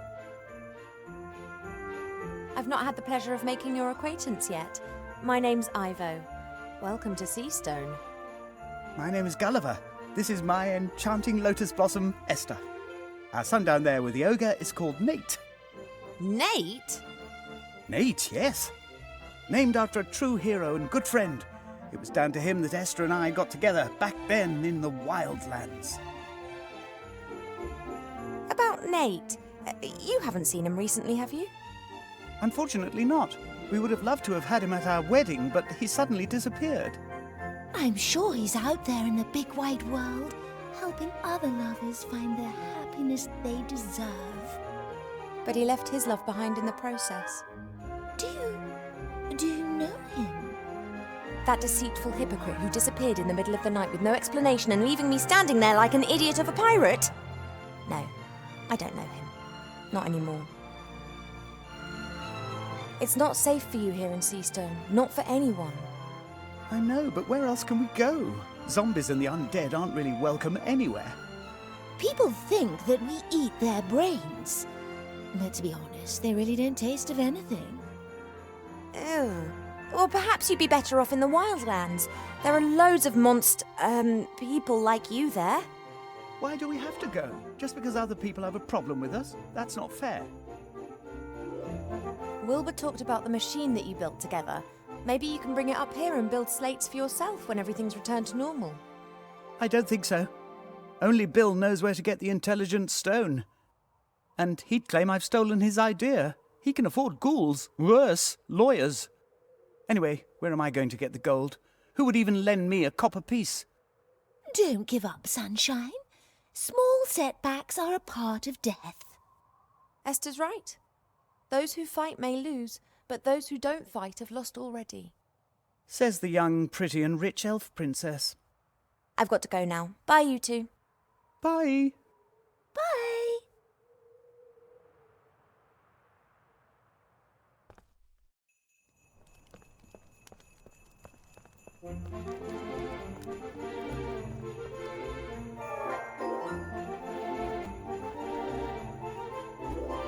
When the cat's away, the mice will play. Let's go in. What the? You could have hit me. Yeah, whatever. No one's allowed to enter the school as long as the council leader's away. Council Leader Van Buren has asked me to get something from her office for her. She didn't tell me. She only told me to knock the head off anyone who tries to get in here while she's away. Oh, presumably she forgot to mention it.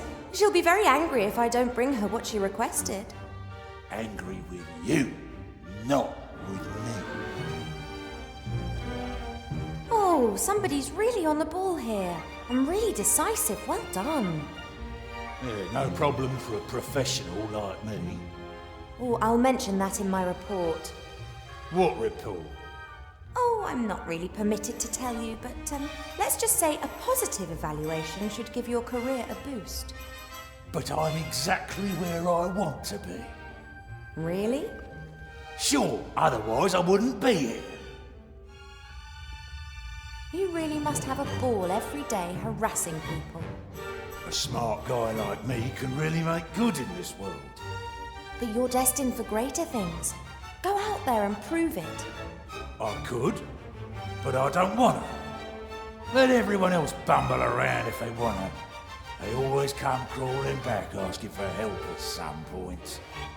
And I just say, deal with your own shit, you bumblers. Ha! Oh, what a delightful conversation.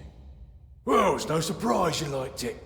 Conversations with the one and only Grumder Klimpus are always a laugh. It was rather disappointing for me. But you did your best.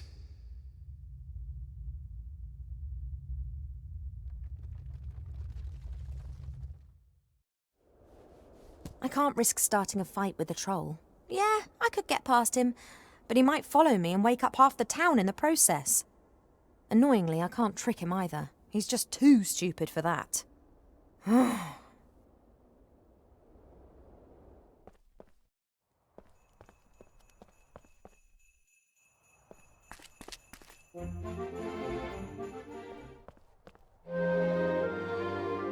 Wanted for the murder of Archmage Alistair, the dirty, rotten, dangerous, armed and whiffy fiend, Wilbur Ветровейн. The wanted man is armed and dangerous. Ha! Wilbur might be many things, but armed and dangerous? This is Nate. His name isn't his fault. I'll try to be nice to him.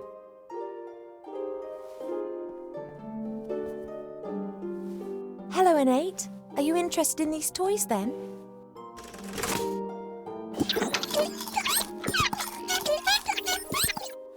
He says, finally I know where all the rubbish comes from. You can understand him. It's quite obvious what he thinks of this junk. I think he says one could also build something useful out of all this. He's an inventor.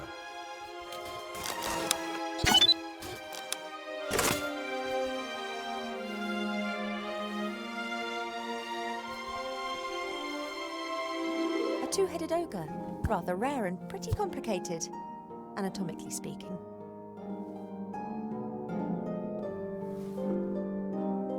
Good evening, gentlemen. Mademoiselle. Fat elf! My name is Ivo, and you are? Not Princess Ivo from the Woodland Realm? Yep, that's me. It's an honour, Your Highness. Although, considering the current situation, perhaps you shouldn't tell everyone who you are. I still don't know your name, kind sir. Oh, excuse me, Your Serene Highness. Please, call me Ivo. My name is Zloff. That's my brother, Blout. Blout? Perhaps you could explain to me what's happened here. You're a mage, right, Zloff? Mage? Me? No. Why Zloff always say that? Zloff is mage. Not after what happened to the other mages in this town. What's happened? Oh, nothing. Nothing at all. But I've definitely given up magic, and therefore I am no longer a mage. Nice shop, but a bit unusual. Candy floss, puppies, chocolate, baby dolls. It's dreadful. We had such a lovely inn. Subdued lighting, smoky air, and lots of alcohol. And now... Lollies! New inn! Lollies! A whole building has been transformed permanently. A little girl shouldn't have the power to do that. How does she do it? I, don't know what you mean. Are you expiring? You what? Blout should tell council leader if people expire. You're spying for the council leader? Blout's afraid the merchant council leader's daughter might turn him into a little girl with pigtails if he doesn't cooperate with her mother. We shouldn't give away that daughter does magic. You're expiring. No, Blout, we're not. Then that's okay. Zloff? Yes, Blout. What is expiring? A friend of mine who's active in the non-existent resistance has to somehow illuminate a big cave. I'm no longer a mage and have nothing to do with the resistance. And because I'm no longer a mage, I don't need my magical equipment anymore. Like, for example, this clicker, which can capture starlight.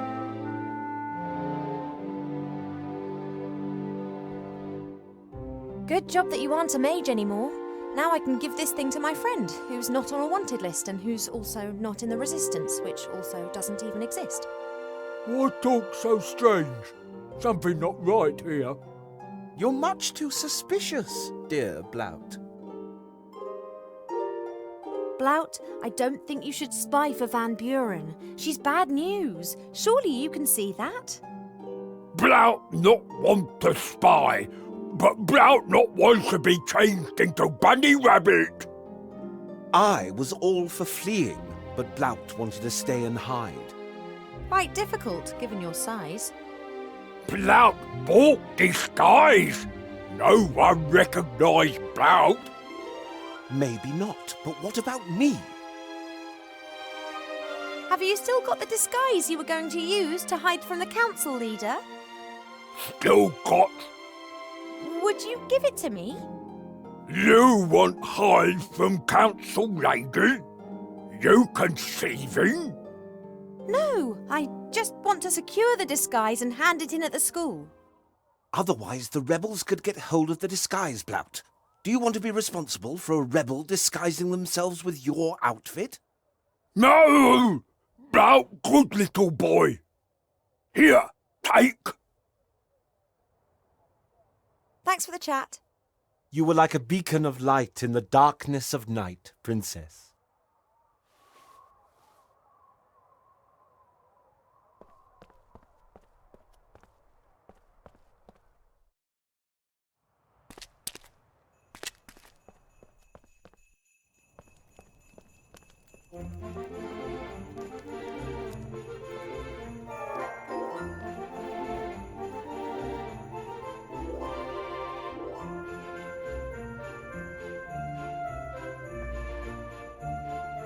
Right then, capture starlight. That is beautiful.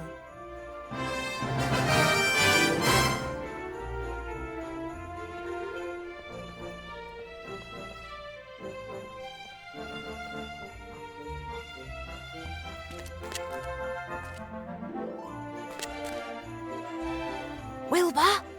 Yes? I've captured a bit of starlight for you. That should make your light problems a thing of the past. Really? Wow! I'm going to send the clicker down in the basket. You must wait until you're in the dark cave before you set the starlight free. Got it!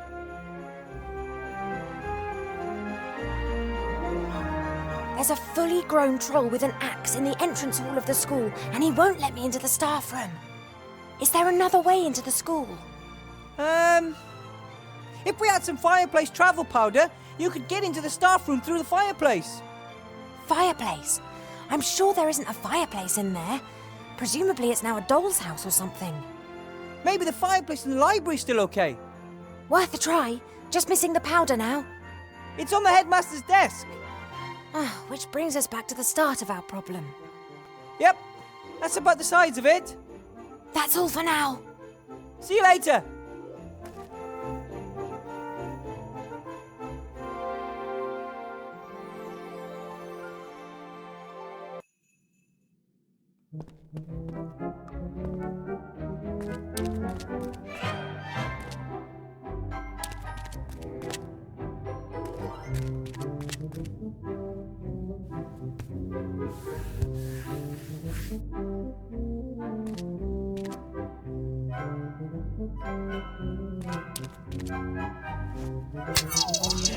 Wow! Oh, that's bright. I can see.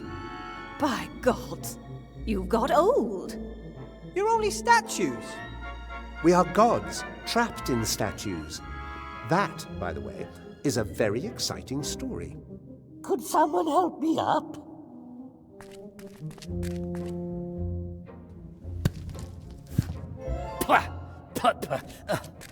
Thank you. Hey, all this light reminds me of a joke. Two trolls look up into the night sky. One asks the other, "What do you think? Is there life on the moon?" And the other replies, "Well, of course! There's a light on, isn't there?" Maybe you could just lie him face down in the sand.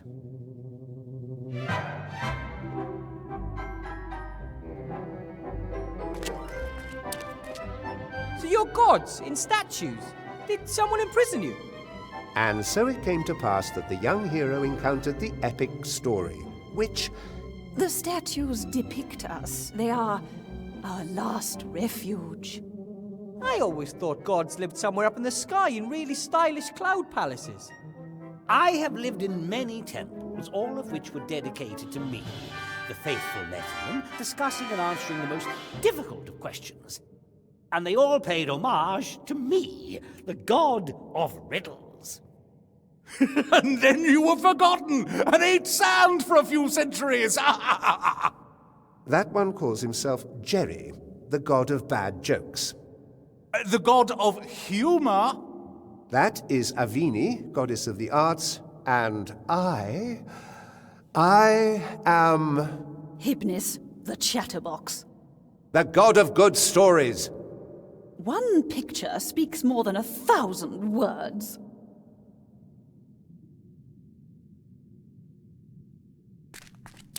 Good day. Do you wish me a good day? Or mean that it is a good day whether I want it or not? Or that you feel good this day? Or that it is a day to be good on? If you're the god of puzzles, I have a serious bone to pick with you. Why? Why does everything have to be so complicated? An unlocked chest? Someone who just helps? For free? Is that too much to ask for? Nothing worth having in this world simply falls into your lap. Yes, but chess puzzles to open doors? Complicated machines in submerged temples, machines that must have been completely pointless when the temples were still in operation. I agree. This is all just a distraction from the story. I don't know what the problem is. Doing a little dance to create a flash of lightning? That's brilliant. I still don't understand why you're here and not somewhere beautiful instead. I mean, you're gods. Can't you do whatever you want? Of course we can. Well, theoretically. In reality, though, no one has believed in us for a long while. Do you know how gods are created, young man? I thought all of the gods had always been there. Nah. We get our power by people believing in us. It can be a great power. A power that can move mountains and flare up conflict. But if no one believes in you anymore, nothing remains. Our temples were destroyed centuries ago or rededicated to other more bloodthirsty gods. These 4 statues are all that remain. If they disappear, we, like our religion, will cease to exist. I have to go. Go out into the world with open eyes. It is full of riddles.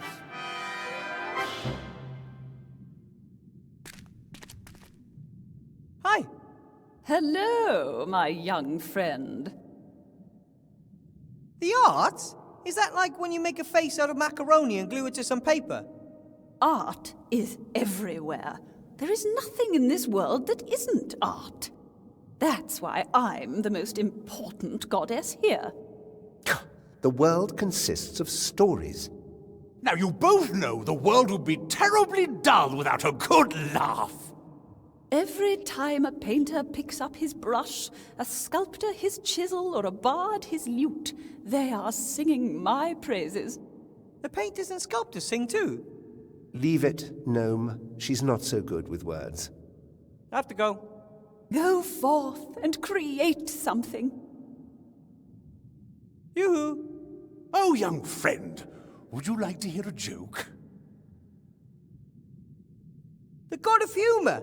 Wow! Sounds like you'd have a lot to laugh about. Oh, of course! It'd be a sorry state of affairs if I didn't. It is really bad if one constantly has to hear the same joke told time and time and time again. Oh, you just haven't got a sense of humour. Listen, one politician says to the other, I don't know why no one likes us. We don't do anything. Or do you know the one? Yes, we know it. Party poopers. I have to go.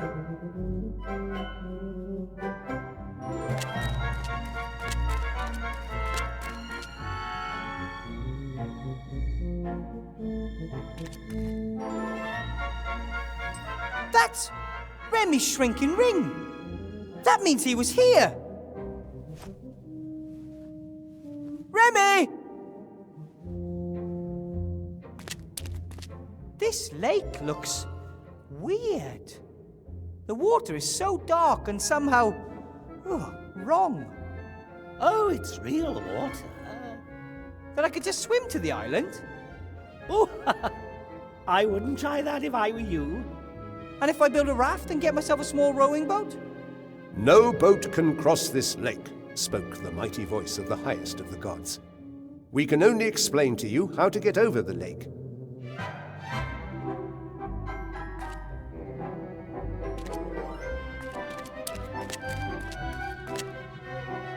Hello, said the young hero, and then asked the decisive question. I've always liked stories, especially the story of the knight Ni as he rode out to slay the evil dragon. Yes, one of my finest. You wrote the knight Ni story? I wrote all stories, so to speak. Boy falls in love with girl, hooker with a heart, happy ending, all my inventions. Everything since is just variations on a theme, really. Wow. I also invented the words and, wide, and jam, as well as the letters E, Q, and L. Oh, and the Oxford comma. The last has, however, not been accepted by the majority. I think my friend Remy's on the island over there. How can I cross to it? Now, it's quite simple. No, it isn't. First he's got to answer some riddles. Oh, we've already done with the light. Can't we simply get on with the story now? Previously, people honored us, gave us offerings, erected temples.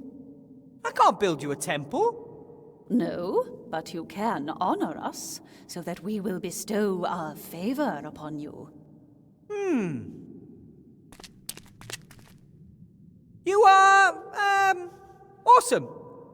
How pitiful. You must give each of us an offering, or fulfill for each of us one wish. Or something like that. Yes, yes, and only when you've won over 3 of us will we reveal how you can cross the dark water safely. People, gods, whatever you are, this isn't a game. Remy may be in danger. When he is in the temple of the Nameless One? For sure. Another reason for you to hurry. Chop chop, mortal. Win our favor.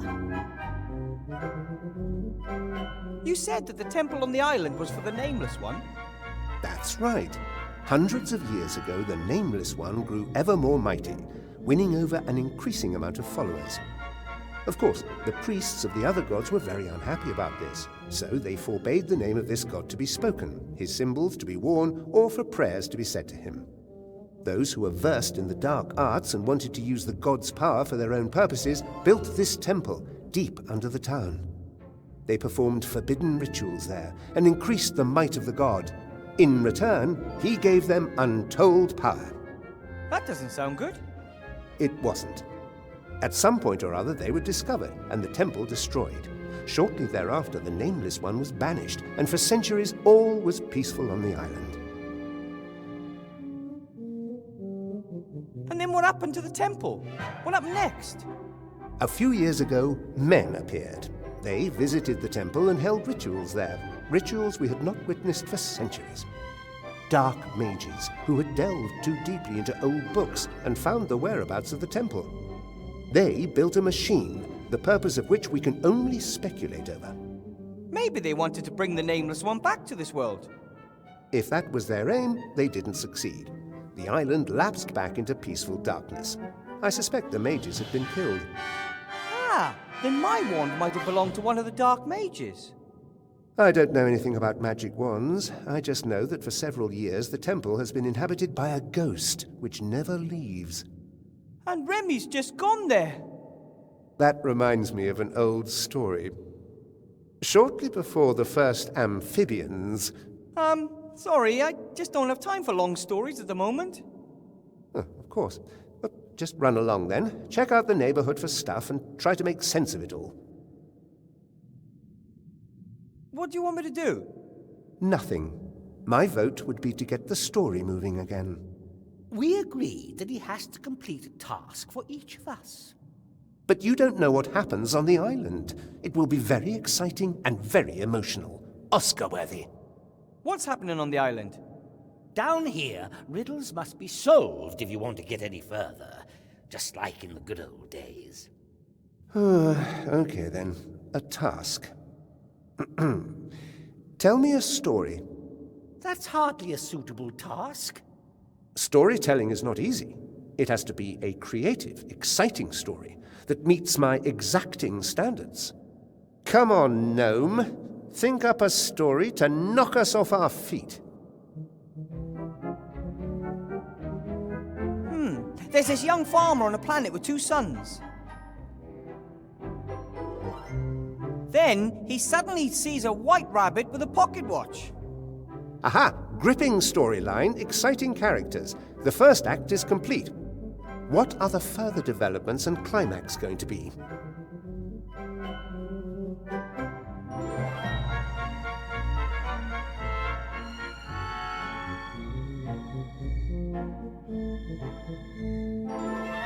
Yes, well, then he's hungry and is supposed to fight in an arena in a deadly competition.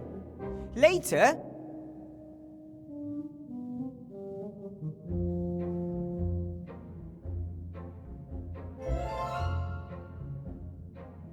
he can escape the aquarium where he was trapped the whole time. And then, the twist.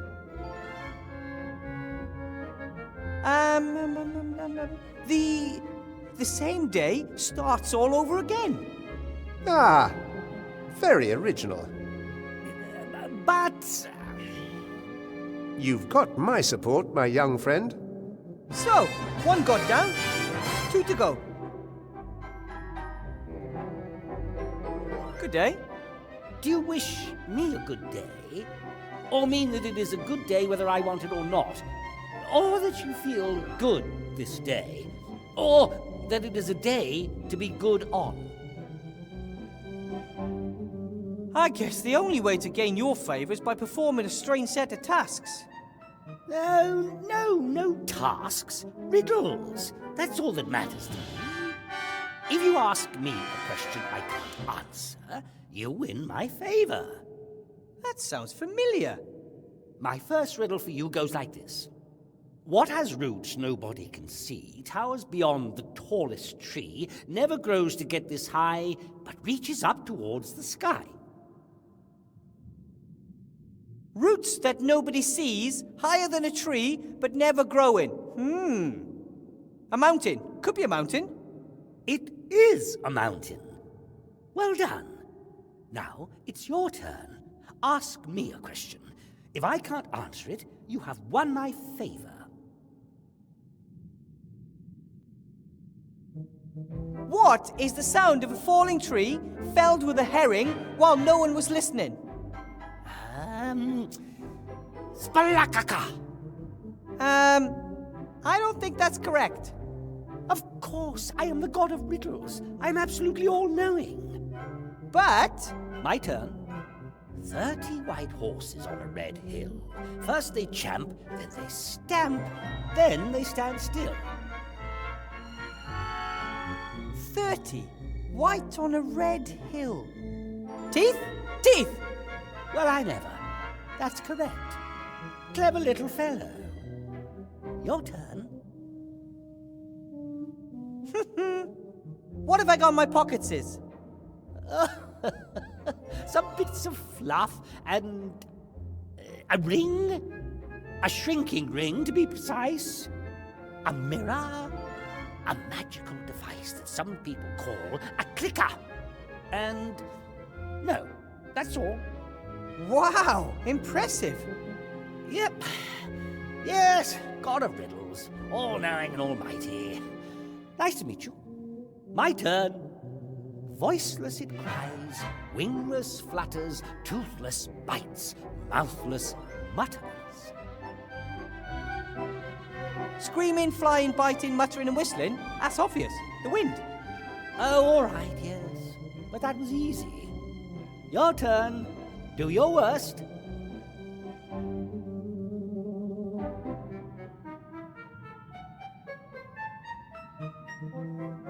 If you're all-knowing and all-powerful, can you think of a question that is so difficult that even you can't answer it? Of course. I can do anything. But if you're all-knowing, you would know the answer to every question. Of course I know. Here's the deal. You give me your favour, and we'll just drop the troublesome topic of omniscience completely. With that, the actual task which I set, without your knowledge, has been mastered. You have won my favour, pedantic mortal. And that's 2 gods in the battle. Yoo-hoo! Oh, young friend, would you like to hear a joke? As you're in such a good mood, you'll help me get to the island, right? Oh, comedians always have a dark side. It's not easy making everyone else laugh. And what do you know about that? I am the god of humor. I invented badumtus. Yes, only so that people will know when they have to laugh. Oh, yeah? 2 cannibals are eating a clown. One says to the other, he tastes a bit funny. Eh? Eh? Ha! Ha ha ha ha, that was new. You see? It's a tough business making people roll in the aisles. You lot just don't realize that because you've never tried it yourself. Hey, that's it! That's the task I'll set you, mortal! Make me laugh! You want me to tell you a joke? One that's so funny, it makes my stomach ache with laughter. Oh, it'll have to be a right royal rib tickler. I don't think I know any jokes. Oh, come on, everyone knows a joke. Most aren't of a standard high enough to make a god laugh, of course. But anyway, ask around and try your luck. I have to go. Hi. Hello, my young friend. And what do I have to do to gain your favor? Well, you don't appear to have a cup of wine on you. Can you dance? Of course. Okay, my first request, don't. And don't ever think about dancing again. Painting, sculpture, music. How do you fare in these arts? To be honest, I'm a cracking dancer, but I'm rubbish at everything else. Then, best leave art to the professionals, like myself. I would love to sing again, but I really can't remember what the notes sound like. Bring me a tuning fork or something of that kind. When I hear the notes, I'm sure it would all come flooding back to me. What exactly did you want so I can cross the lake? I would love to sing again, and I need a tuning fork, cowbell, or something of that sort. I haven't heard any decent melodies for centuries. Something to make sounds. Got it. I have to go. Go forth and create something.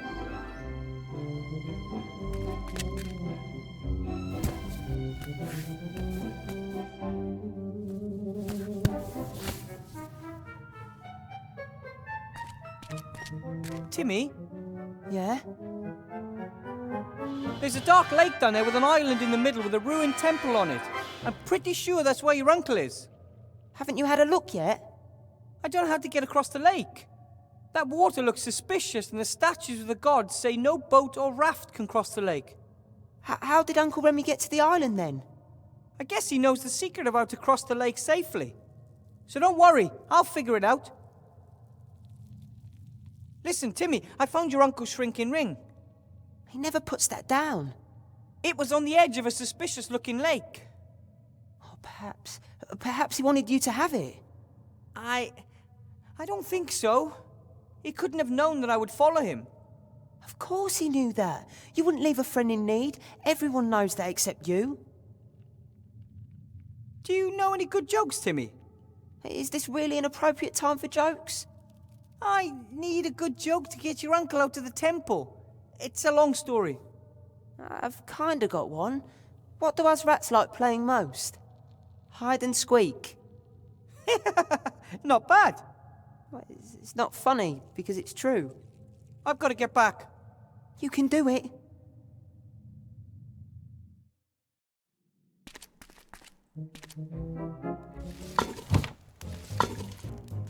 Hi, Ethel. Well, ooh, you always have this habit of creeping up on me. You and Esther did a great job with that fluffy paint. Although, I'm still not sure I understand it all. What's so difficult to understand? Yellow and blue give you green, pink and fluffy give you fluffy pink. There's a colour called fluffy. Fluffy jumpers are dyed with it. Many wash powders are made almost entirely of fluffy. Oh, young people today, absolutely clueless with regards to alchemy. You and Esther got along well together, didn't you? Surprisingly, yes. Didn't want to eat me or anything like that. Nice person. Gone now. I'll miss her. You could visit her sometime. Lots to do. But, yes, maybe. I found Remy's ring. It was lying down there on the shore of a dark lake. Oh, he never leaves that ring lying around anywhere. He's always saying that magic rings aren't a toy. You have to bring the Sieur de Dumont back to me. Us, in one piece, Wilbur. I'll do my best. Don't ask why, but you have to tell me a good joke. Two hydrocarbons meet. One says, hi. The other answers, ah, go away, you're substituted. Come on, tell me a joke. That, was one.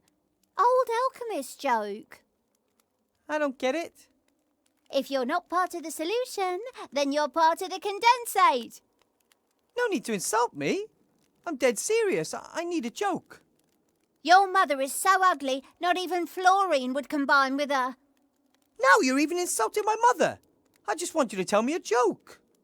Oh, something like, so this cannibal cook says to the captive, can you please whistle when the water boils? Yeah, something like that. Don't know any jokes like that. Oh well, then I'll use the one with the carbon thingy. I have to be going, Ethel. If you need stew, you know where to find me.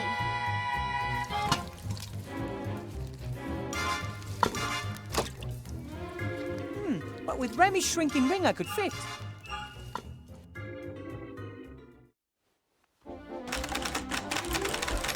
A lot of the stuff here is made out of this smooth, shiny material. I don't know what it is, but I do know I find it kind of eerie. I wouldn't want to run into this doll in the dark. The doll has a ring on its back. I wonder if you... Love me. Not again. I've done a poo-poo. Shall we sing a song?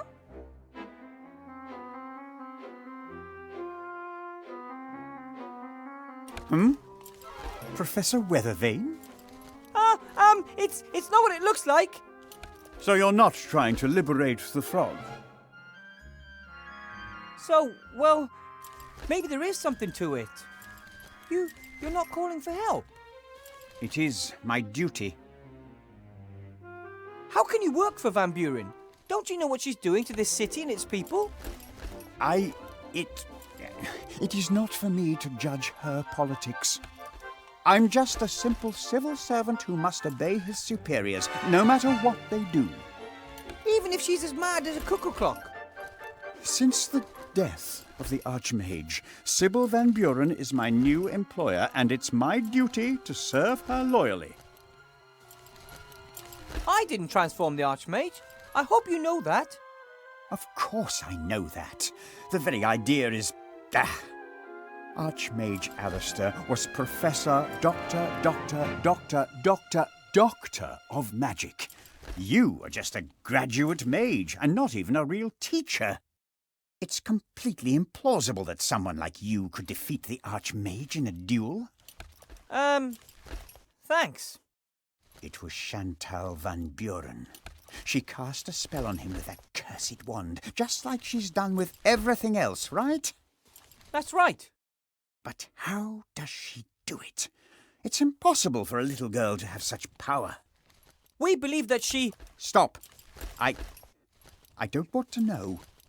I'm a loyal civil servant. I work for the council leader. The less knowledge I need to conceal from her, the better. Please, Headmaster, you could do so much good.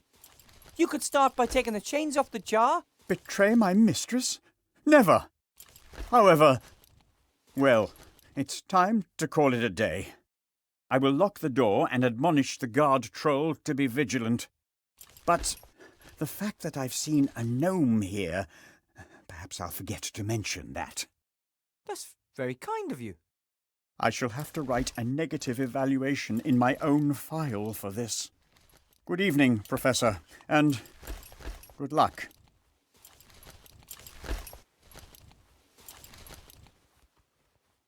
Lock yourself. No one is to get into the office. You hear? Whew, that could have backfired badly. Being rat-sized isn't all it's cracked up to be.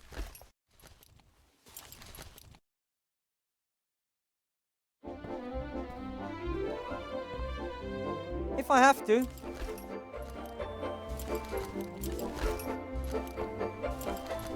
Parents often say, it looks like a bomb exploded here. Usually it's just an exaggeration, but here it might actually be the case.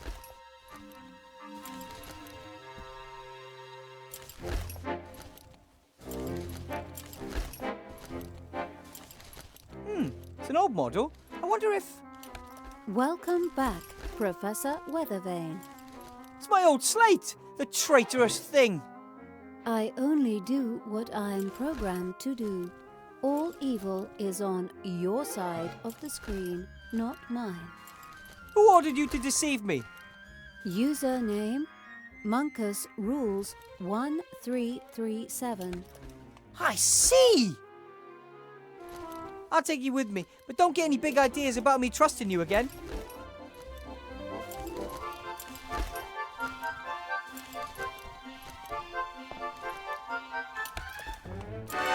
This time, I'm just going to take the whole tin. It's for a good cause.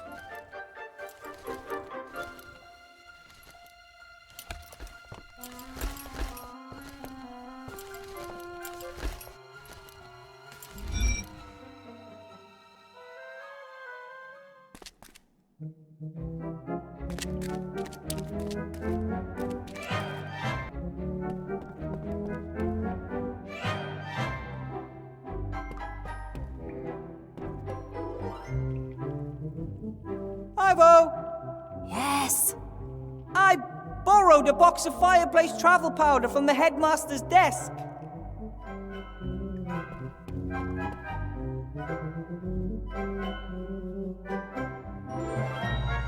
Brilliant! I can really do with that.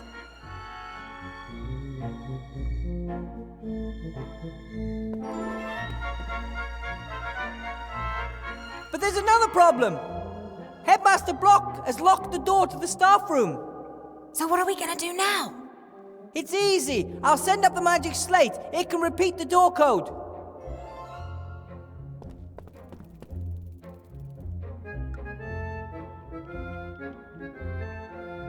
Handy to have a little friend who can do all the work for you. Thanks.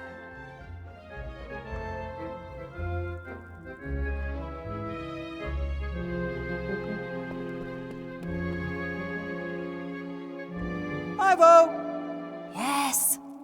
I have a doll for you.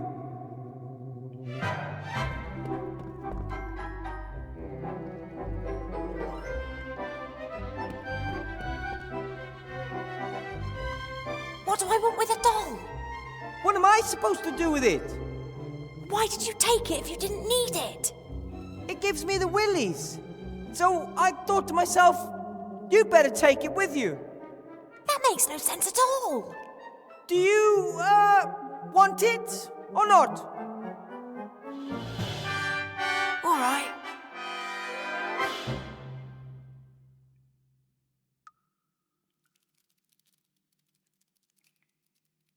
Ivo?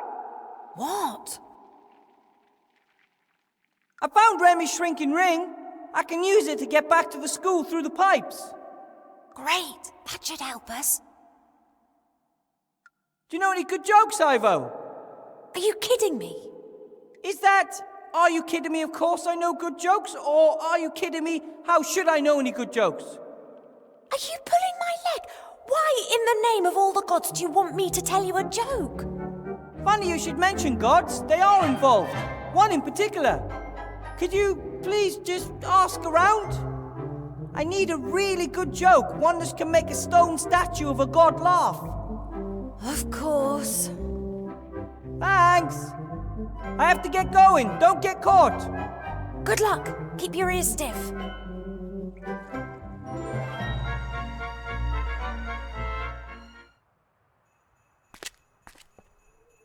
Hi, you two. Oh, hello. Don't ask me why, but Wilbur wants to learn a few good jokes. Do you know any? But of course. After being examined, the patient asks, "Doctor, is there anything you can do for me?" To which the doctor replies, "Certainly, I'll prescribe you a couple of mud baths." "And they'll help?" "Of course," the doctor says, "it'll help you to get used to the feeling of being buried." Oh, I still remember the damp earth. For a long time, I thought if only you'd let yourself be cremated. Oh, okay. Thanks. I've got to go now. Bye, you two. Bye. Bye.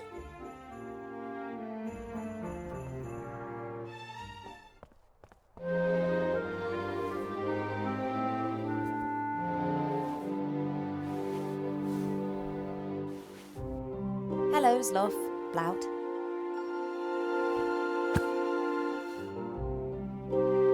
Ah, Princess Iva.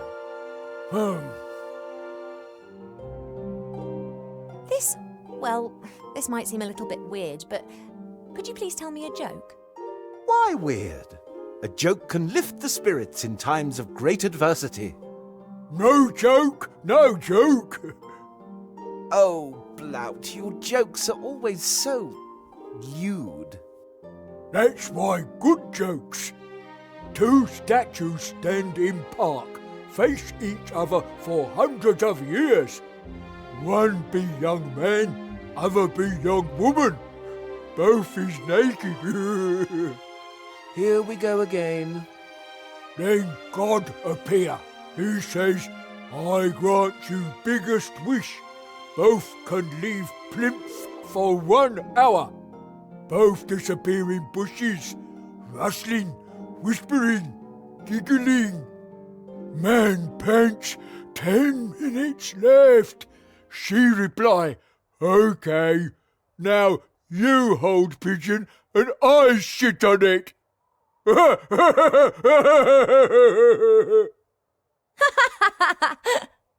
Princess? Really? Oh, apologies. You don't happen to have another joke for me, do you? No, lots more jokes with naked people. The princess doesn't want to hear them. Anyway, you've already had your turn. Now I will tell a real joke. Ahem. The town guard asks the mage head of a 2-headed ogre, "So you deny breaking a fence post in 2 on your brother's head?" To which the ogre replies, "I can't deny that, but I didn't do it on purpose." "So you didn't intend to hit him?" "Oh, I did, but I didn't intend to break the fence post in the process."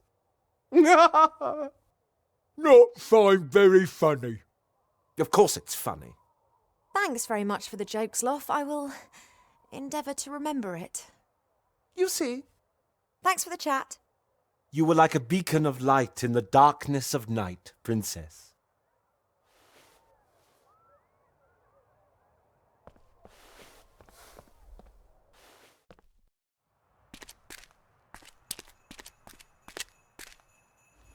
Wilbur? Yes? I've got this joke about a patient and a doctor. Who would have thought? Tell me. After being examined, the patient asks, "Doctor, can you help me?" The doctor replies, "Of course, I'm going to prescribe you a mud bath." "And it'll help?" asks the patient. "Of course," the doctor says. "It'll help you get used to the feeling of being buried." Is that a good joke? I don't know. There's only one way to find out. Blout's told me a joke, but it's a bit coarse. Perhaps a god of humour likes that sort of thing. Tell me. Okay. there are these two statues, and they've been standing in a park opposite each other for hundreds of years. A young man and a young woman, both naked. One day, a god appears and fulfills their greatest wish. They're allowed to leave their plinths for an hour. They immediately disappear into the bushes. There's rustling, whispering, giggling. Then the woman gasps, "We've only got 10 minutes left." And the young man replies, "Okay, let's switch positions. You get hold of the pigeon and I'll crap on it." That's good! It's got gods and statues in it. I've never used fireplace travel powder before. How does it work? You have to throw it in a fire, and then you walk into the flames and concentrate hard on the symbols of the fireplace in which you want to come out. Aha, and those are?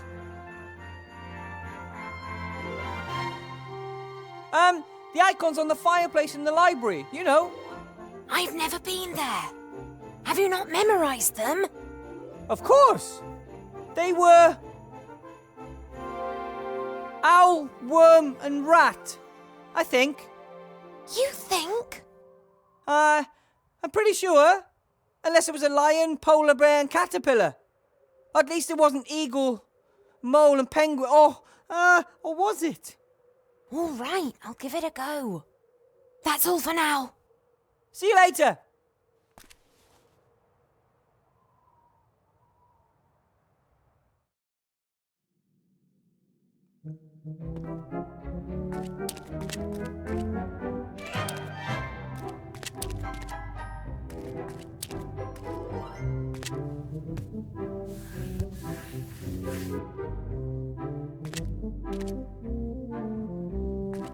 Hi. Hello, my young friend. Listen to this.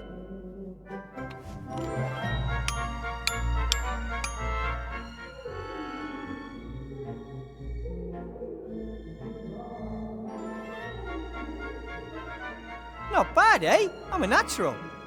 Oh, oh, aha! That's it. I thank you, mortal. I'm going to practice every day so that I don't forget the notes again. Oh, great. Unless I counted wrong, I've now done 3 of you a favour. So, how do I cross the water? Walk? Ha ha! You might be able to walk on water, but I can't. And what about ice? Ice? Haven't you noticed how cold it is here?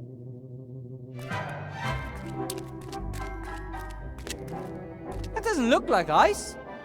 So? And you couldn't have just told me that? Would it have been as satisfying that way? Probably not. But you'd better hope nothing happened to Remy just because you delayed me.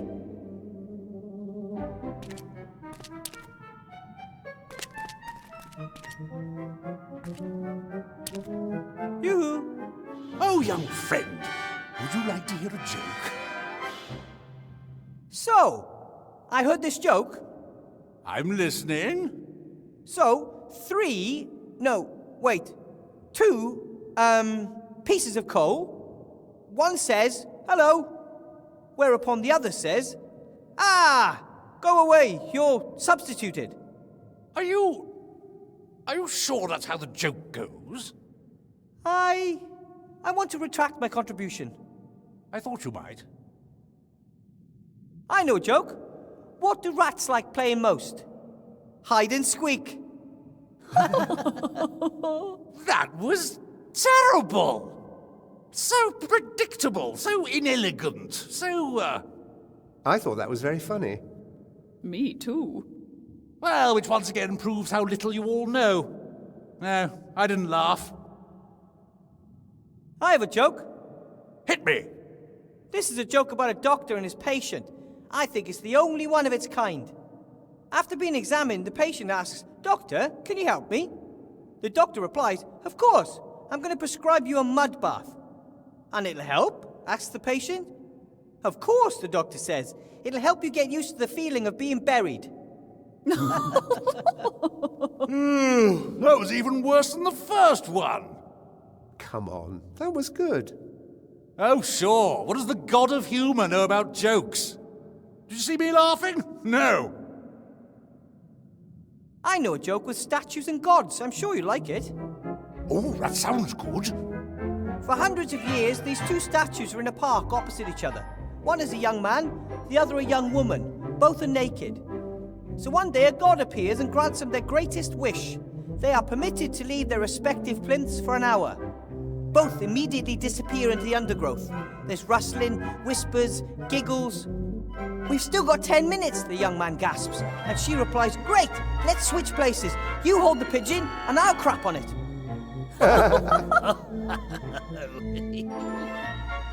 That wouldn't even bring a tired smile to the faces of your audience. But... Well, to an audience with a sense of humour. There's only one of them here, and he didn't laugh. Well, I thought my jokes were good, and the others laughed. Oh, that's irrelevant. I have to laugh.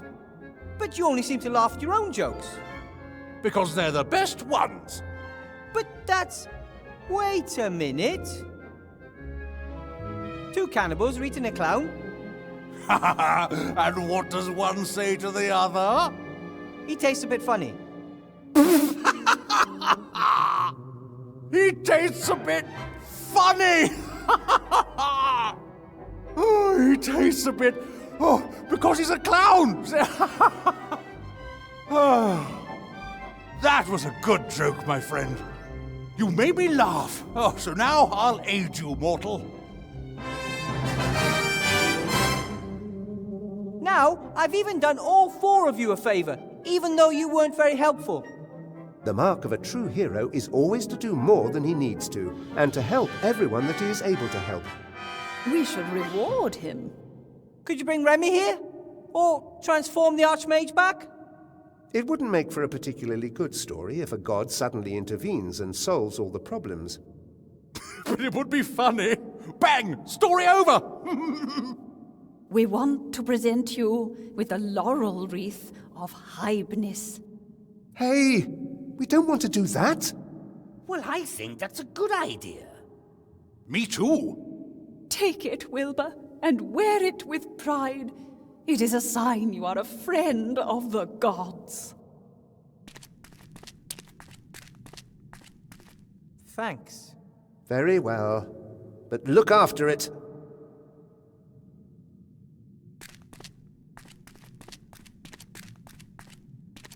Remy must have figured out that the lake was frozen on his first expedition. He probably went straight to the temple.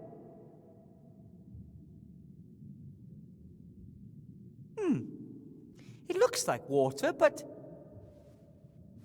it's actually ice. Child's play. Ah! Whoa! Ah! Whoa! No problem at all.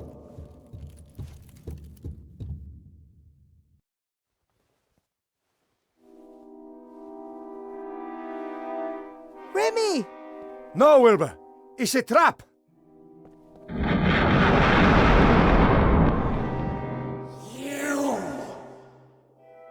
You will bring me the wand that this thief stole years ago. Who are you, or what are you? I am the gatekeeper. You're the ghost of one of those mages that wanted to free the Nameless One, right?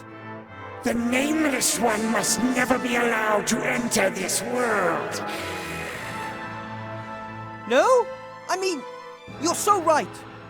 Neither I nor Remy want that, so why are you fighting us? He stole the wand. The wand is the key. Bring me the key! Let Remy go free. He's badly injured. He will die if you don't bring me the magic wand. I don't have the magic wand anymore. Then retrieve it. Your friend doesn't have much time. Oh! Ah! We don't have that much time. We have to... Your friend is growing weaker by the second. bring me the wand, or he will die. But we can't! Ah! All right! I'll think of something, Remy. I know you will, Wilbur.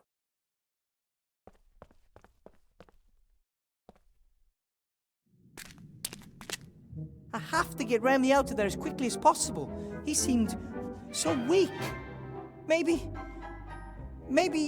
I can somehow sneak past the ghost, or,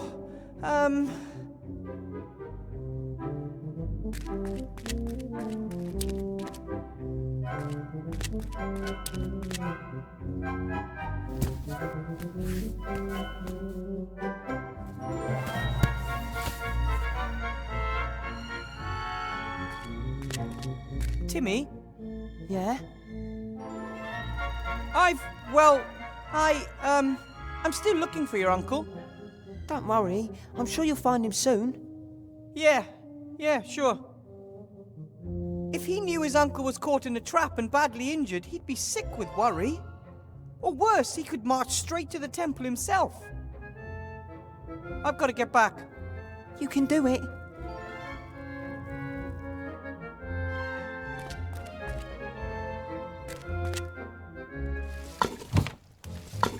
Hi, Ethel. Ooh, you always have this habit of creeping up on me. I found Remy. He's injured. Oh! Do you have anything like a healing potion? I'll prepare one at once. Will take a while if it's to be a strong one. Okay, please do your best. And do you by any chance know anything about ghosts? Oh, superstitious nonsense. That isn't quite true. There's one down there. Oh, temperature changes, fog, drafts, no ghosts.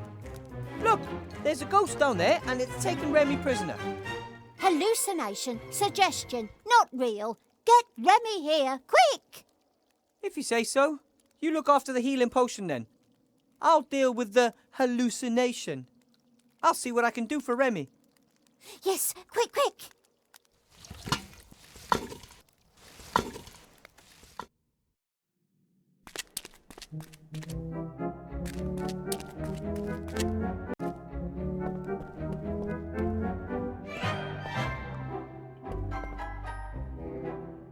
Ivo? What? I found Remy in the temple. He's caught in a trap. Is he okay? I couldn't get through. A terrifying ghost is guarding him. And he really doesn't look good, Ivo. We have to get him up here. Then I can take a look at his wounds.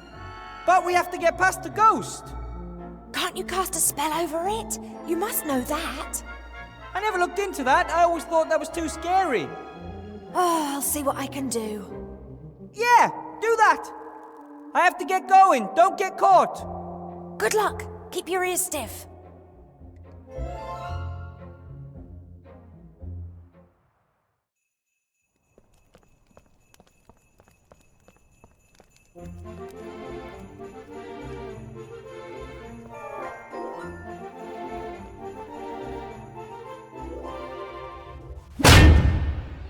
No entry. I have to drop this off. What is it? A present for Chantal Van Buren. She requested it. Take it away. I would have taken it into the staff room, but as you don't want to let me in there... Are you my mummy? No. I love you.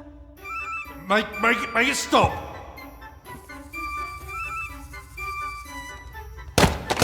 Shall we sing a song? Oh, how I love having a friend. Turn it off! Oh, she'll stop of her own accord in a few days' time. I need potty. I'll smash it. And what would the little Chantal say about you destroying her new toy? You know, Chantal, the queen of pink and fluffy. Blackmail, eh? That ain't gonna work with me. Ha! I can't hear anything.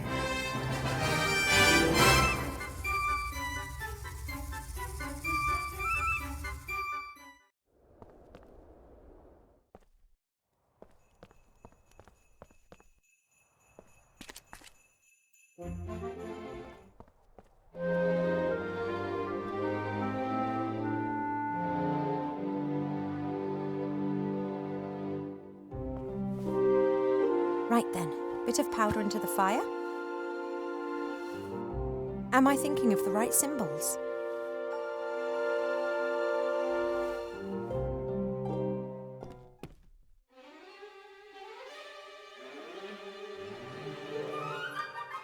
Those appear to have been the right symbols. I think we've been discovered. Hello? I'm not going to harm you. Wilbur told me of this library. Wilbur! Is he well? He disappeared suddenly. He had to go underground. Supernatural forces now have the say in the school. Ach, we know that. We looked through a crack in the door and saw that terrible woman and her daughter. They didn't exactly look like intellectuals. If the Van Burens discover this library, then you'll have to prepare yourself for a future of being coloured in with crayons. Don't worry, we won't let it come to that. However, to prevent it, I have to get into the staff room. Then go. Courage stands at the beginning of a task and luck at the end. It's a good thing the library can disguise itself. Riots and revolutions are all too often accompanied by burning books. Excuse me? How can we help you, O friend of the friend of books? Can I cast a spell on a ghost? I don't know. Are you some kind of ghost whisperer? No. So why ask me when you know you can't? No, can you tell me how to cast a spell on a ghost? Ah, well that's completely different. We have several good books on grammar here. Look, thank you, but I'm really just interested in casting a spell at the moment. I know all about that. Excellent. So how do I do it? To be precise, I need to trap or render the ghost incapable of movement. I think what you need is a magic circle. That's a symbol that you draw onto the ground. Ghosts are incapable of leaving this kind of circle, at least not for a while. Sounds good.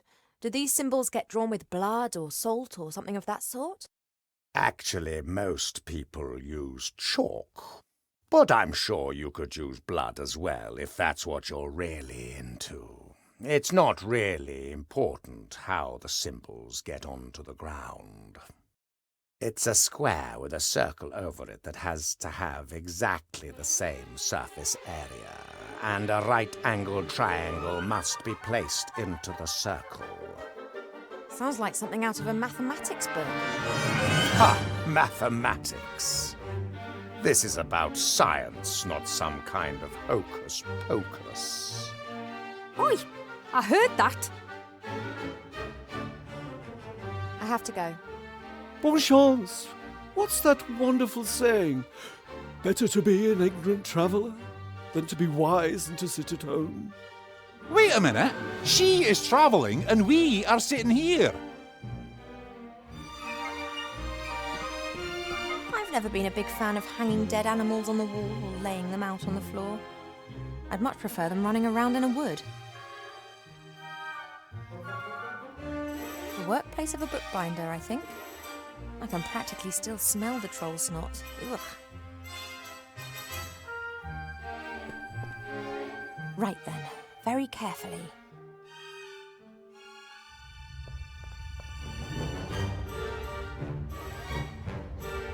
Hasn't noticed anything.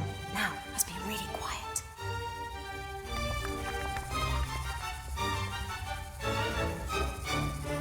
After you, Headmaster. 469. 41. Have a good evening, Headmaster, Madam.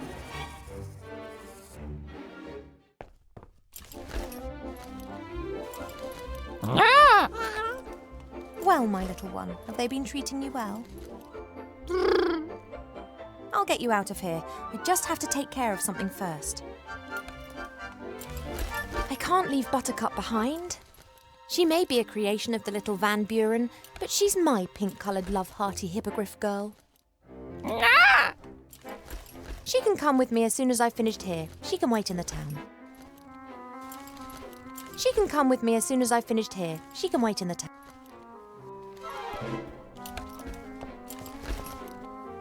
Very unlikely that a fire will be burning in that fireplace anytime soon. I wonder if all these transformations can be reversed when Wilbur finds a way of destroying the magic wand.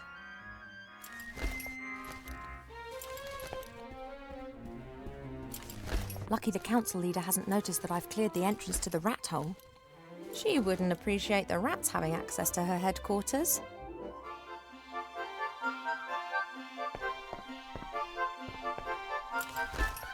The jar's been fastened to the cupboard with heavy and presumably magic chains.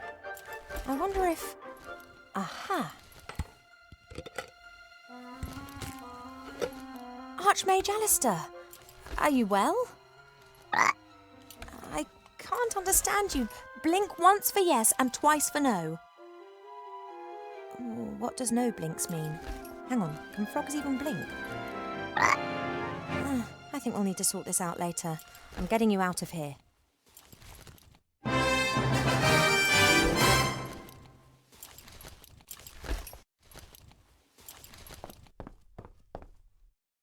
Lots of papers, feather quills. This is interesting. A signet ring with the seal of the council leader. It's used to make laws and decrees official and identifiable.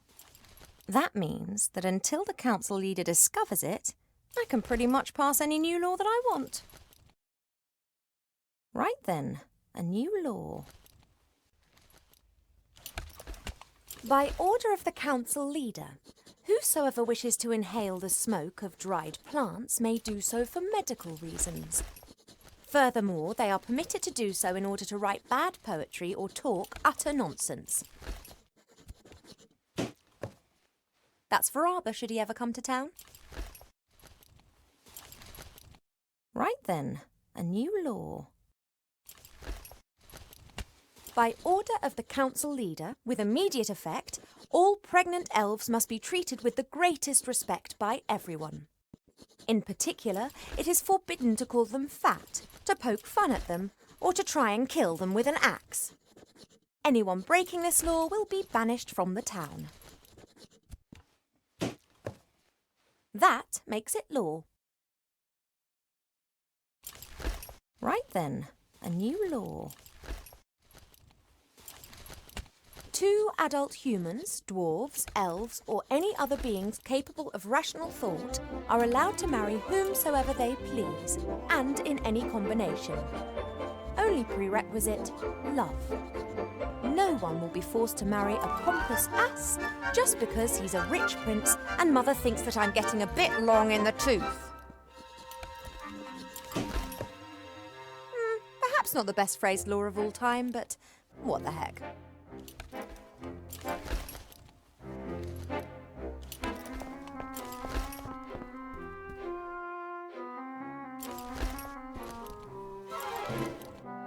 Okay, Buttercup, you have to be really quiet now. No, quiet. Okay, let's go.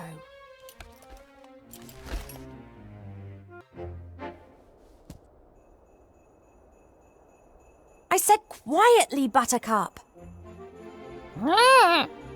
No, the troll was not your friend. He was trying to kill us. No, I'm pretty sure that he didn't just want to play when he started hacking at us. Be that as it may, Archmage Alistair is safe now. As soon as Wilbur has rescued Remy and knows how we can destroy the wand, we'll need to leave as quickly as possible. Morning's approaching, and in all probability this will be the day that we see the return of a very, very frustrated council leader.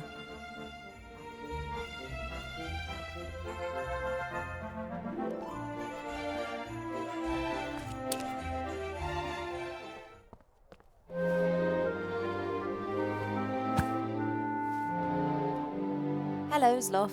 Blout.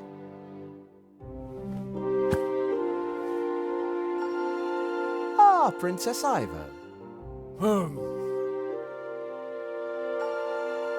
About the amulet. Protect me from ghosts. Works good. Not attacked by ghosts so far. Could I borrow it, please? No, then Blout unprotected. The amulet depicts the magic circle, but it's not magical. Blout got it from the bargain bin for 3 copper pieces. It could still come in useful. It's mine. Won't give. I would try to persuade him, but it's hopeless. He's almost as scared of ghosts as he is of the young Van Buren. Blout, how about I give you something in exchange for the amulet? I've got a stone which protects you from the evil eye. Ever since I've had it, I've not been hit by any curses. Give you 5 gold pieces for it. I don't want to sell the stone. I want to swap it for your amulet. But Blout want to be protected from ghosts and evil eye. Have you got any idea how one can change back something the little Van Buren transformed? If I knew that, I'd have turned our lovely inn back to normal ages ago. Are you expiring? No. No. Thanks for the chat. You were like a beacon of light in the darkness of night, Princess.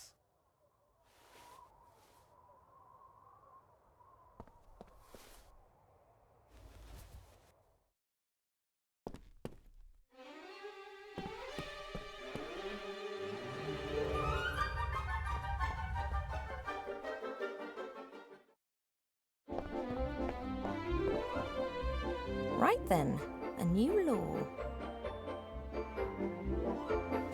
By order of the council leader, with immediate effect, the wearing of magic protective amulets is forbidden.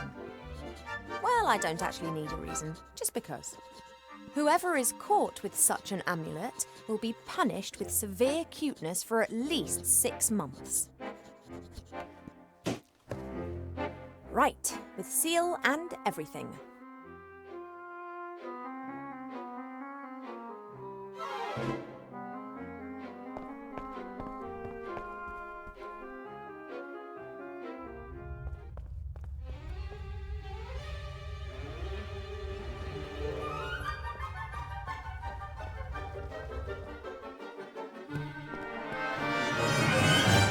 Why is there a fire here? Did you light it?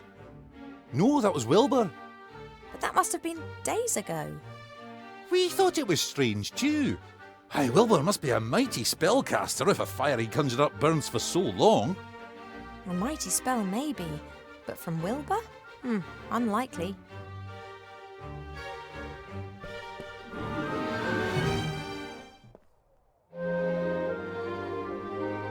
Hello, Sloth. Blout.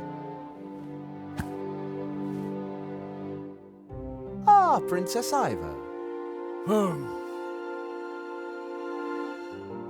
I'm sorry to have to say this, but you are a criminal, Blout. Blout not criminal. Blout stands here like good little ogre and sells strange things. You're wearing an amulet, and that's against the law. What it say? By order of the Merchant Council leader, and with immediate effect, the wearing of magical protection is forbidden because... well, I don't need any reason, just because. Whoever is caught with such an item is to be punished with severe cutification for a minimum of 6 months. Huh? No! Blout don't want to be little girl with pigtails. Got to escape, love. Well, perhaps you can ask the friendly law enforcement officer to turn a blind eye. Who's eye blind? What he means, Blout, is if you are really sorry about this and you can see you've made a mistake, then maybe the daughter of the council leader doesn't need to hear about it. Sorry, very wrong. I will, however, need to confiscate the amulet so that you won't be tempted to wear it in secret. Eh? Confiscate. Take away. Oh, sure. You don't tell little girl, right? Blout want to stay, blout. I'll keep it for myself.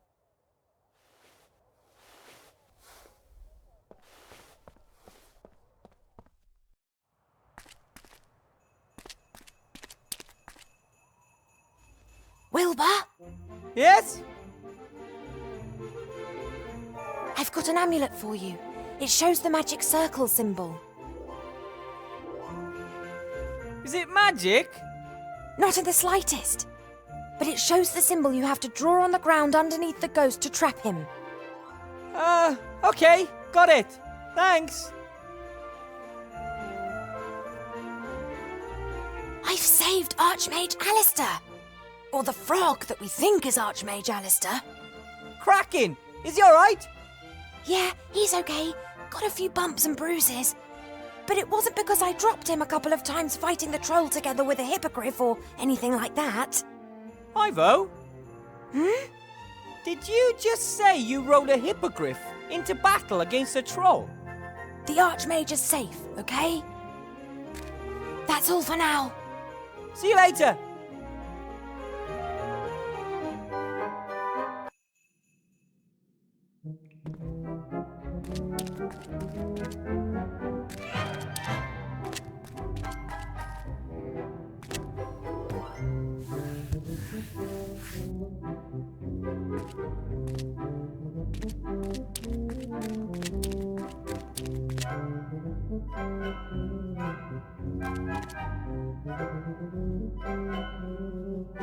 I'll sneak back over to the island. Now I know what awaits me there.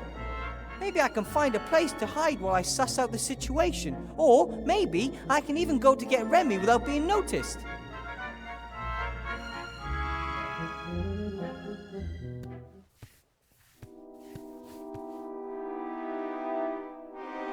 What a dreadful creature. The ghost lured Remy into a trap and now it's using me to get the magic wand. There's no negotiating with the ghost. It wants the wand and is willing to let Remy die for it. I can't let that happen. Oh, Remy. If I'd have gone with you, this never would have happened. Or if it had, I could have got help. Remy's very weak. He's in a lot of pain. Hang in there, old friend. I'll think of something. No idea how far down it goes. The cellar master spoke of caves and crevices reaching hundreds, sometimes thousands of meters down into the ground. That's probably the strange machine that cultists wanted to use for things. Doesn't look like it's been used recently. The ghost called the wand the key. I wonder if this machine is the lock. Looks like a mirror. I'm not sure. Maybe the cultists required either sun or moonlight for certain rituals and used the mirrors to reflect it down here. This mirror's broken. No trace of the shards. The hand mirror is, of course, much smaller than the mirror that was in there before, but it should be enough for a small beam of light.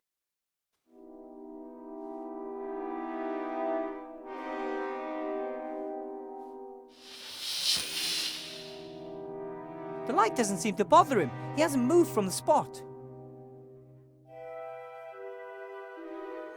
If I put the medallion on the mirror, then the shadow might...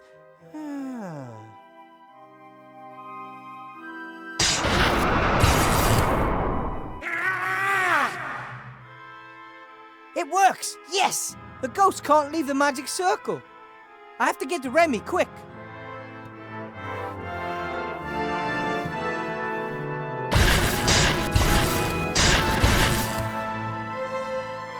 Remy! Good idea, using the magic circle, Wilbur. But it won't hold him off for long. Okay, but we gotta get out of here quick. No. No? It's too late, Wilbur. The trap is probably the only thing holding me together. It's not too late. A good healing potion or a powerful healing spell and you're back on your feet. I don't have much time. Let's not waste it with impossible dreaming. I've only just found out what is going on with the wand. If only I'd got here earlier. If only I'd got to the island more quickly. You're here. That's what counts. My death won't be in vain. And I have a friend by my side. In my final hour. I thank you for that. What about the wand? There were two brothers, powerful sorcerers. They amassed much wealth and power with the help of dark knowledge. They searched and found this temple. One of them went insane and left town. The other was killed by my grandfather. Remy! Shortly before the brother's death, he transferred all of his power to a wand. That power would only be unleashed if a blood descendant held the wand in their hands. And one of the creators still guards his machine as a ghost? No. My grandfather must have encountered the sorcerer by coincidence. He realized what the sorcerer's plan was and defeated him. He gave his life and never left the temple again. You mean? He guards the wand. Didn't want it to find its way into the hands of the descendant of the sorcerer. This place is evil, Wilbur. It changes people. The wall between our world and the dungeon dimension is particularly thin here. The influence of the Nameless One is strong. I think my grandfather has forgotten who he was. He only exists to protect the wand. You found the wand and gave it to me, but I don't understand. Wilbur, in everyday life, the sorcerers were merchants. Their surname was Van Buren. Sybil married Montgomery Van Buren, the sorcerer's youngest son. Her daughter, Chantal, has a Van Buren blood flowing through her veins. The first time the wand acted strangely was in the classroom. It must have sensed Chantal. And when Chantal got her hands on it, she received all her grandfather's secret powers, but not his knowledge. How can we destroy the wand? It's explained in the second brother's book of spells. He spent his final years mentally deranged in the dark woods. And the one brother came up with a way to break the other's power if it ever became necessary. Yes. You must find the book and destroy the wand, Wilbur. Go now, my friend. Remy! The resistance needs a leader, and I know of no greater fighter for good than you.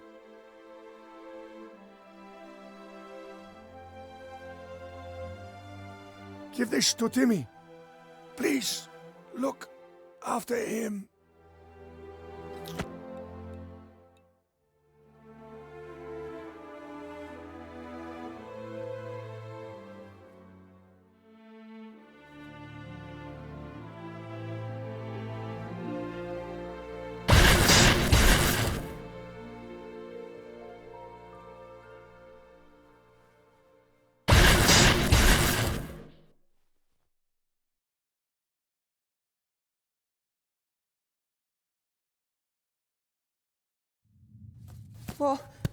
What happened? Where's Uncle Remy? I'm so sorry. No, but... You said you'd bring him back. I tried.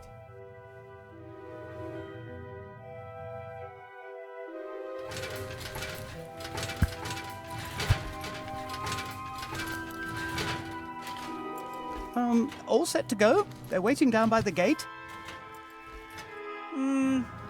All right. And Timmy? Esther and Nate are taking care of him. Okay.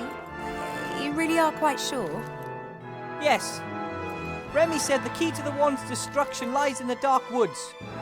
And his death shall not be in vain. No, it shan't be. I just don't know if we should split up. We're a good team together. A good team has lost a member. It wasn't your fault and you know it. I don't know it. If I hadn't wallowed in self-pity, if I'd have gone down right at the start, everything would have been different. And if he hadn't given you the magic wand, it would have too. Or if Van Buren's daughter hadn't got her hands on the magic wand in the staff room. If. All that we can do is keep Remy's memory alive in that we honour him and do what he would have done. Would he have stood here and reproached himself? So, what's the plan, Chief? You look after the Archmage, I'll search for the book. Van Buren can't chase us both. You're right. She'll be beside herself when she notices that the Archmage is gone. Any idea how to bring him back? Not the slightest, but I know how to find out. How? An oracle told me. I'll have to help a friend and will not know what to do. I must then find a flying pirate island and on it a building without corners. Then that's your path. Come on, Gulliver. Let's go and see what Timmy's up to. Yep. Good luck. Look after yourself. And we should put as much distance between us and Seastone before the old witch realises what's happened. Come on then, Buttercup. We're trying to find a flying pirate island. That's where we'll find the answers. Too many questions. Cheap, here you are at last. We're looking for a flying island. Try to keep up this time.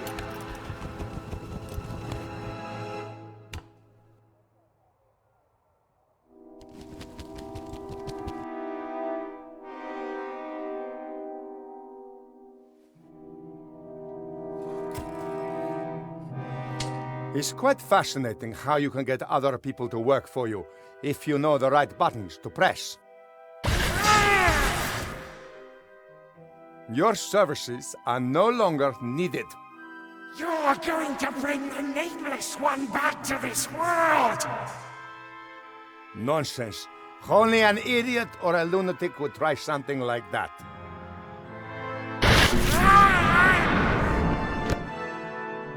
And I am neither.